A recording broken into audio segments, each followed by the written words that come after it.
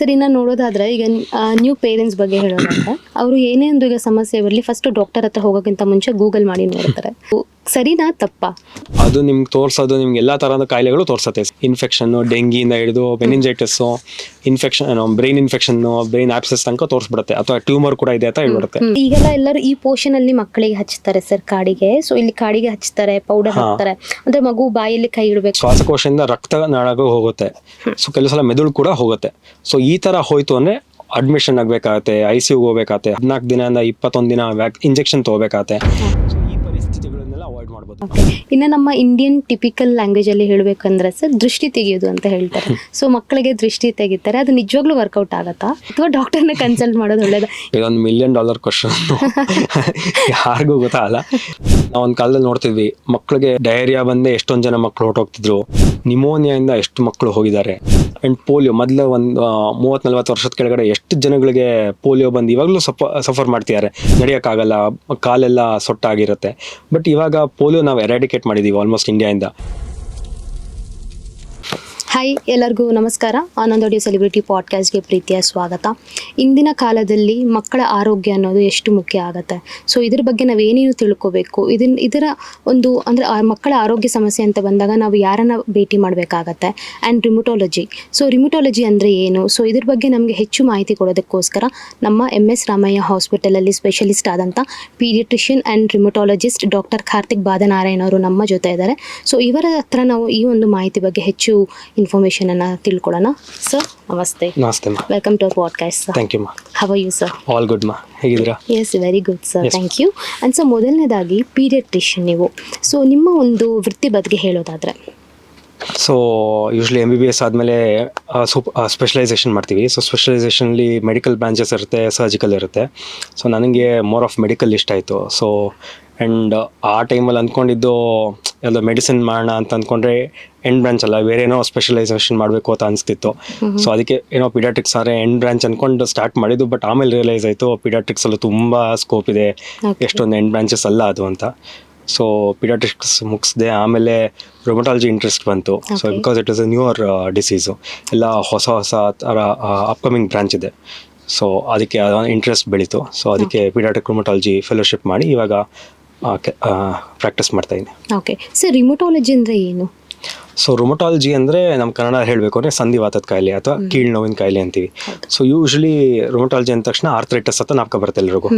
So and arthritis ಅಂದ ತಕ್ಷಣ ಎಲ್ಲೋ ವಯಸ್ಸಾದವ್ರಿಗೆ ಮಂಡಿ ನೋವು ಬರೋದು, ಕೈ ನೋವು ಬರೋದು, ಈ ಥರ ಅಂದ್ಕೊಂಡ್ಬಿಡ್ತಾರೆ.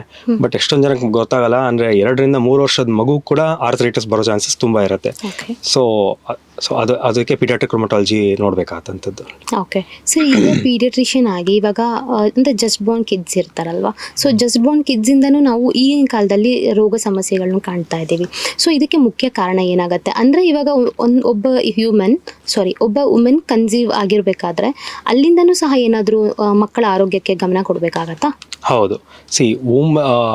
ಡೆವಲಪ್ಮೆಂಟ್ ಅನ್ನೋದೇ ದೊಡ್ಡ ಇದು ಪ್ರಕ್ರಿಯೆ. ಅದೊಂದು ಹೆಲ್ತ್ ಇಂಪಾರ್ಟೆನ್ಸ್ ಇರುತ್ತೆ. So from the time of conception ಅಂತೀವಿ, ಮೊದಲು ಅದಿತ್ತು. ಇವಾಗ ಪೆರಿ ಕನ್ಸೆಪ್ಷನ್ ಅಂದರೆ ಕನ್ಸೆಪ್ಷನ್ ಹಾಕಿನ ಒಂದು 2-3 ಮಂತ್ಸ್ ಮುಂಚೆನೂ ಕೂಡ ತಾಯಿಯ ಇದು ಏನೋ ಹೆಲ್ತ್ ಇಂಪಾರ್ಟೆಂಟ್ ಆಗುತ್ತೆ. ಸೊ ಅವ್ರು ಯಾವ ಮಾತ್ರೆಗಳು ತೊಗೊಂತಿದ್ದಾರೆ, ಅಥವಾ ಯಾವುದಾದ್ರು ಮೆಡಿಕಲ್ ಕಂಡೀಷನ್ಸ್ ಇದೆಯಾ, ಶುಗರು, BP ಅಥವಾ ಥೈರಾಯ್ಡ್ ಪ್ರಾಬ್ಲಮ್ಸ್ ಇದೆಯಾ, ಸೊ ಅದೆಲ್ಲ ಮೊದಲೇ ಕಂಟ್ರೋಲ್ ಮಾಡಿಕೊಂಡು, ಏನಾದ್ರು ವಿಟಮಿನ್ ಡಿಫಿಷಿಯನ್ಸೀಸ್ ಇದೆಯಾ, ಸೊ ಇದೆಲ್ಲ ಮೊದಲೇ ಕಂಟ್ರೋಲ್ ಮಾಡಿ ಆಮೇಲೆ ಕನ್ಸೀವ್ ಆದರೆ ಬೆಟರ್ ಆಗತ್ತೆ chances. And especially pregnancy is a golden period. So ಅದು ಹುಷಾರಾಗಿ ನೋಡ್ಕೋಬೇಕು. ಸೊ ಫಸ್ಟ್ ಎವ್ರಿ ಟ್ರೈಮಿಸ್ಟರ್ ಅಂತೀವಿ, ಅಂದರೆ 3 ತಿಂಗಳು 9 ತಿಂಗಳು ಮುಗಿಯೋ ತನಕ. So every month every day is important. So ನಾವೇನು ಆಹಾರ ತೊಗೊತೀವಿ, ನಾವು ಏನು ಅಂದರೆ ಎಕ್ಸಸೈಸಸ್ ಮಾಡ್ತೀವಿ ಅಥವಾ ಏನು ಯೋಚನೆ ಮಾಡ್ತೀವಿ, ಸೊ ಮೆಂಟಲ್ ಹೆಲ್ತ್ ಅಲ್ಲದೆ ಫಿಸಿಕಲ್ ಹೆಲ್ತ್ ಎಲ್ಲನೂ ಇಂಪಾರ್ಟೆಂಟ್ ಆಗುತ್ತೆ ಆ ಟೈಮಲ್ಲಿ. So everything can contribute to ಇದು ಏನೋ ನಮ್ಮ ಮಗುವಿನ ಹೆಲ್ತ್ ಮೇಲೆ. ಸೊ ನಾವೇನು ನಾವು ಯೂಶ್ವಲಿ ನೋಡ್ಕೊಳ್ಳೋದು ಮೆಡಿಸಿನ್ಸ್ ಏನೇನು ತೊಗೊತಾರೆ ತಾಯಿಯವರು, ಏನಾದರೂ ಎಕ್ಸ್ರೇಗೆ ಅಥವಾ CT ಸ್ಕ್ಯಾನ್ ಆದ ಎಕ್ಸ್ಪೋಷರ್ಸ್ ಇದೆಯಾ, ಅಥವಾ ಏನಾದರೂ ಸ್ಮೋಕಿಂಗು, ಆಲ್ಕೋಹಾಲ್ ಈ ಥರ ಏನಾದರೂ ಎಕ್ಸ್ಪೋಷರ್ಸ್ ಆಯಿತು ಅಂದರೆ ಬೇರೆ ಥರ ಕಾಯಿಲೆಗಳು ಬರುತ್ತೆ. ಇನ್ಫೆಕ್ಷನ್ಸು ಸಿಂಪಲಾಗಿ ನಾವು ಅಂದ್ಕೊತೀವಿ, ನೆಗಡಿ ಕೆಮ್ಮು ಬಂತು, ಜ್ವರ ಬಂತು, ರ್ಯಾಷಸ್ ಬಂತು, ತಾಯಿಗೆ ಏನಾಗಲ್ಲ ಅಂದ್ಕೊತೀವಿ. ಬಟ್ ಆ ಸಿಂಪಲ್ ಬರೋ ಜ್ವರ ಮತ್ತು ರ್ಯಾಶ್ ಕೂಡ ಮಗುವಿನ ಮೇಲೆ ತುಂಬವಾದ ಪರಿಣಾಮ ಬೀಳುತ್ತೆ. ಸೊ ಎಲ್ಲನೂ ಹುಷಾರಾಗಿ ನೋಡ್ಕೋಬೇಕಾದ 9 months is very important. Okay sir, ಈಗ ಮಗು ಹೊಟ್ಟೆಯಲ್ಲಿ ಇರಬೇಕಂದ್ರೆ ತಾಯಿ ಆದವಳಿಗೆ ಅಂದರೆ ನೀವು ಹೇಳಿದಾಗೆ ರ್ಯಾಷಸ್ ಬರುತ್ತೆ. ಸೊ ಸ್ಕಿನ್ ಮೇಲೆ ಅದು ರ್ಯಾಷಸ್ ಅವರು ತುಂಬ ಕೆರ್ಕೊಳ್ತಾರೆ, ಆ ಮಾರ್ಕ್ಸ್ ಎಲ್ಲ ಹಾಗೆ ಉಳಿಯುತ್ತೆ. ಆ ಮಾರ್ಕ್ಸ್ ಅಂದರೆ ಸ್ಕ್ರಬ್ ಮಾಡ್ಕೊಳ್ತಾರಲ್ಲ, ಅದೇನಾದರೂ ಮಗುವಿಗೆ ಏನಾದ್ರು ಇಂಪ್ಯಾಕ್ಟ್ ಮಾಡುತ್ತಾ? ಇಲ್ಲ, ಆ ಥರ ಅಲ್ಲ. 2 ಥರ ರ್ಯಾಷಸ್ ಬರುತ್ತೆ. ಒಂದು ಫೀವರ್ ಜೊತೆ ಬರೋ ರ್ಯಾಷಸ್, ಇನ್ನೊಂದು ಹಾಗೆ ಸ್ಟ್ರೈ ಅಂತೀವಿ, ಅಂದರೆ ಸ್ಕಿನ್ ಎನ್ಲಾರ್ಜ್ ಆದಾಗ ಸ್ಟ್ರೆಚ್ ಆದಾಗ ಬರೋ ಮಾರ್ಕ್ಸ್ ಬರುತ್ತಾರೆ. ಸೊ ಫೀವರ್ ಜೊತೆ ಜ್ವರದ ಜೊತೆ ಏನಾದರೂ ರ್ಯಾಷಸ್ ಬಂತು, ಕೆಂಪು ಡಾಟ್ ಥರ ಬರುತ್ತೆ ಅಂದರೆ ಡೆಫಿನೆಟ್ಲಿ ನಿಮ್ಮ ಆಬ್ಸ್ಟಿಷನ್ನ ಮೀಟ್ ಮಾಡಬೇಕಾಗತ್ತೆ. ಅದಕ್ಕೆ ತಕ್ಕಾದ ಕರೆಕ್ಟಾಗಿರೋ ಟ್ರೀಟ್ಮೆಂಟು, ಟೆಸ್ಟ್ಗಳೆಲ್ಲ ಮಾಡ್ಕೋಬೇಕಾಗತ್ತೆ, ಯಾಕಂದರೆ ಅದು ಮಗು ಮೇಲೆ ಪರಿಣಾಮ ಬೀಳುತ್ತೆ. ಬಟ್ ಈ ಸ್ಟ್ರೈ ಅಂತ ಏನಂತೀವಿ ಅಂದರೆ ಸ್ಕಿನ್ ಎನ್ಲಾರ್ಜ್ ಆಗಿ ಬರುವಂಥ ರ್ಯಾಷಸ್ಸು ಅದೇನು ತೊಂದರೆ ಇಲ್ಲ. ಅದು ಕೆರ್ತಾ ಬಂತು, ಪ್ರಾಬ್ಲಮ್ ಆಗ್ತಿದೆ ಅಂದರೆ ನಿಮ್ಮನ್ನ ಡಾಕ್ಟರ್ನ ಮೀಟ್ ಮಾಡಬೇಕಾಗತ್ತೆ. ಇಲ್ಲಾಂದರೆ ಬರೀ ಅದು ಅದಾಗದೆ ನಿಧಾನಕ್ಕೆ ಹೊರಟೋಗುತ್ತೆ, ಅದೇನು ಪ್ರಾಬ್ಲಮ್ ಆಗಲ್ಲ. ಸರ್, ಈಗ ನಾರ್ಮಲ್ ಡೆಲಿವರಿ ಆ್ಯಂಡ್ ಸಿಸೇರಿಯನ್ ಅಂತ ಆಗುತ್ತೆ. ಸೊ ಈಗ ನಾರ್ಮಲ್ ಡೆಲಿವರಿ ಆಗಬೇಕು ಅಂದರೆ, ಸೊ ನೀವು ಆ್ಯಸ್ ಎ ಪೀಡಿಯಾಟ್ರಿಷಿಯನ್ ಮಗು ಹೊಟ್ಟೆ ಒಳಗಿಂದ ಹೊರಗಡೆ ಬರಬೇಕು ಅಂದರೆ, ಸೊ ನೀವೇ ಏನನ್ನ ಸಜೆಸ್ಟ್ ಮಾಡ್ತೀರಾ? ಒಂದು ಪ್ರಾಪರ್ ಎಕ್ಸಸೈಸಸ್ ಕಂಟಿನ್ಯೂ ಮಾಡಬೇಕು. So stretching exercises, pelvic floor exercises ಅಂತ ಹೇಳ್ಕೊಡ್ತಾರೆ ಆಬ್ಸ್ಟಿಷನ್ಸು ಪ್ರೆಗ್ನೆಂಟ್ ಲೇಡೀಸ್ಗೆ. ಸೊ ಆ ಎಕ್ಸಸೈಸಸ್ ಕಂಟಿನ್ಯೂ ಮಾಡಬೇಕು. ಆ್ಯಂಡ್ ಪ್ರಾಪರ್ ವಾಕಿಂಗ್ಸ್ ಎಲ್ಲ ಮಾಡ್ತಾ ಇರಬೇಕು. And obesity again you have to control, because ಆ ಪ್ರೆಗ್ನೆನ್ಸಿಲಿ ವೆಯ್ಟ್ ಗೇನ್ ಆಗೇ ಆಗುತ್ತೆ. ಅದ್ರ ಮೇಲೆ ಎಕ್ಸ್ಟ್ರಾ ತಿಂದು ಅಥವಾ ಲೆಥಾರ್ಜಿಕ್ ಆಗಿ ತುಂಬ ಒಂದೇ ಕಡೆ ಇದ್ದ ಕೆಲವು ಸಲ ತುಂಬ ಸಿವಿಯರ್ ವೆಯ್ಟ್ ಗೇನ್ ಆಗಿ ಕೆಲವು ಸಲ ಅದು ಪ್ರಾಬ್ಲಮ್ ಆಗುತ್ತೆ. ಸೊ ಇದೆಲ್ಲ ನೋಡ್ಕೊಂಡು ಮಾಡಬೇಕಾಗತ್ತೆ. ಬಟ್ ಪರ್ಸೆ ನಾವು ಡಿಸೈಡ್ ಮಾಡೋಕ್ಕಾಗಲ್ಲ ಇದು ನಾರ್ಮಲ್ಲೇ ಆಗುತ್ತಾ ಸಿಸೇರಿಯನ್ ಆಗತ್ತಾ. ಆ ಸಿಚುವೇಶನಲ್ಲಿ ಆ ಟೈಮ್ 9 months ಕಂಪ್ಲೀಟ್ ಆದಮೇಲೆ ನೋಡಬೇಕು ಮಗುವಿನ ಹೆಲ್ತ್ ಹೇಗಿದೆ, ತಾಯಿ ಹೆಲ್ತ್ ಹೇಗಿದೆ, ಮತ್ತು ಆ ಟೈಮಲ್ಲಿ ಏನಾದರೂ ಪ್ರಾಬ್ಲಮ್ ಆಗ್ತೀಯಾ. ಏನೋ ಪ್ರಾಬ್ಲಮ್ ಆಯಿತು ಅಂದರೆ ಡೆಫಿನೆಟ್ಲಿ ಸಿಸೇರಿಯನ್ಗೆ ಹೋಗ್ಬೇಕಾಗತ್ತೆ. ಏನೂ ಪ್ರಾಬ್ಲಮ್ ಇಲ್ಲ ಆ್ಯಂಡ್ ಡೆಲಿವರಿ ಕ್ಲೀನಾಗಿ ಆಗುತ್ತೆ ಅಂತ ಅನಿಸ್ತು ಅಂದರೆ ನಾರ್ಮಲ್ ಡೆಲಿವರಿ ಮಾಡ್ಕೋಬೋದು. ಓಕೆ. ಆ್ಯಂಡ್ ಆಲ್ಸೋ ಕಾಮನ್ ಆಗಿ ಈಗ ನಾವು ನೋಡ್ತಿರೋಂಥದ್ದು ಕನ್ಸೀವ್ ಲೇಡೀಸ್ಗೆಲ್ಲನೂ ಥೈರಾಯ್ಡ್ ಕಾಮನ್ ಆಗಿ ಬರ್ತಿದೆ. ಸೊ ಥೈರಾಯ್ಡ್ ಇರೋದ್ರಿಂದ ಆ್ಯಂಡ್ ಆಲ್ಸೋ ಈಗ ಶುಗರ್ ಸಹ ಬರ್ತಿದೆ ಕನ್ಸೀವ್ ಟೈಮಲ್ಲಿ. ಸೊ ಇದು ಹೇಗೆ ಮಗುವಿನ ಒಂದು ಆರೋಗ್ಯದ ಮೇಲೆ ಪರಿಣಾಮ ಬೀಳುತ್ತೆ? ಡೆಫಿನೆಟ್ಲಿ ಶುಗರ್ ಮೊದಲೇ 2 ಥರ ಶುಗರ್ ಬರುತ್ತೆ. ಒಂದು ಪ್ರೆಗ್ನೆಂಟ್ ಆಗೋಕ್ಕಿಂತ ಮುಂಚೆ ಬರುವಂಥ ಶುಗರ್ ಇರುತ್ತೆ. ಕೆಲವು ಸಲ ಪ್ರೆಗ್ನೆನ್ಸಿಯಲ್ಲೂ ಶುಗರ್ ಕಾಯಿಲೆ ಅಂತ ಬರೋದು ಅಂತ GDM ಅಂತೀವಿ, ಜೆಸ್ಟೇಷನ್ ಡಯಾಬಿಟಿಸ್ ಮೆಲಿಟಿಸ್ ಅಂತ. ಸೊ ಈ ಥರ ಬಂತು ಅಂದರೆ ಏನಾಗುತ್ತೆ ಪ್ರಾಬ್ಲಮ್ಮು, ಮಕ್ಕಳುವಿನ ಅಂಗಾಂಗಗಳ ಮೇಲೂ ಎಫೆಕ್ಟ್ ಆಗುತ್ತೆ.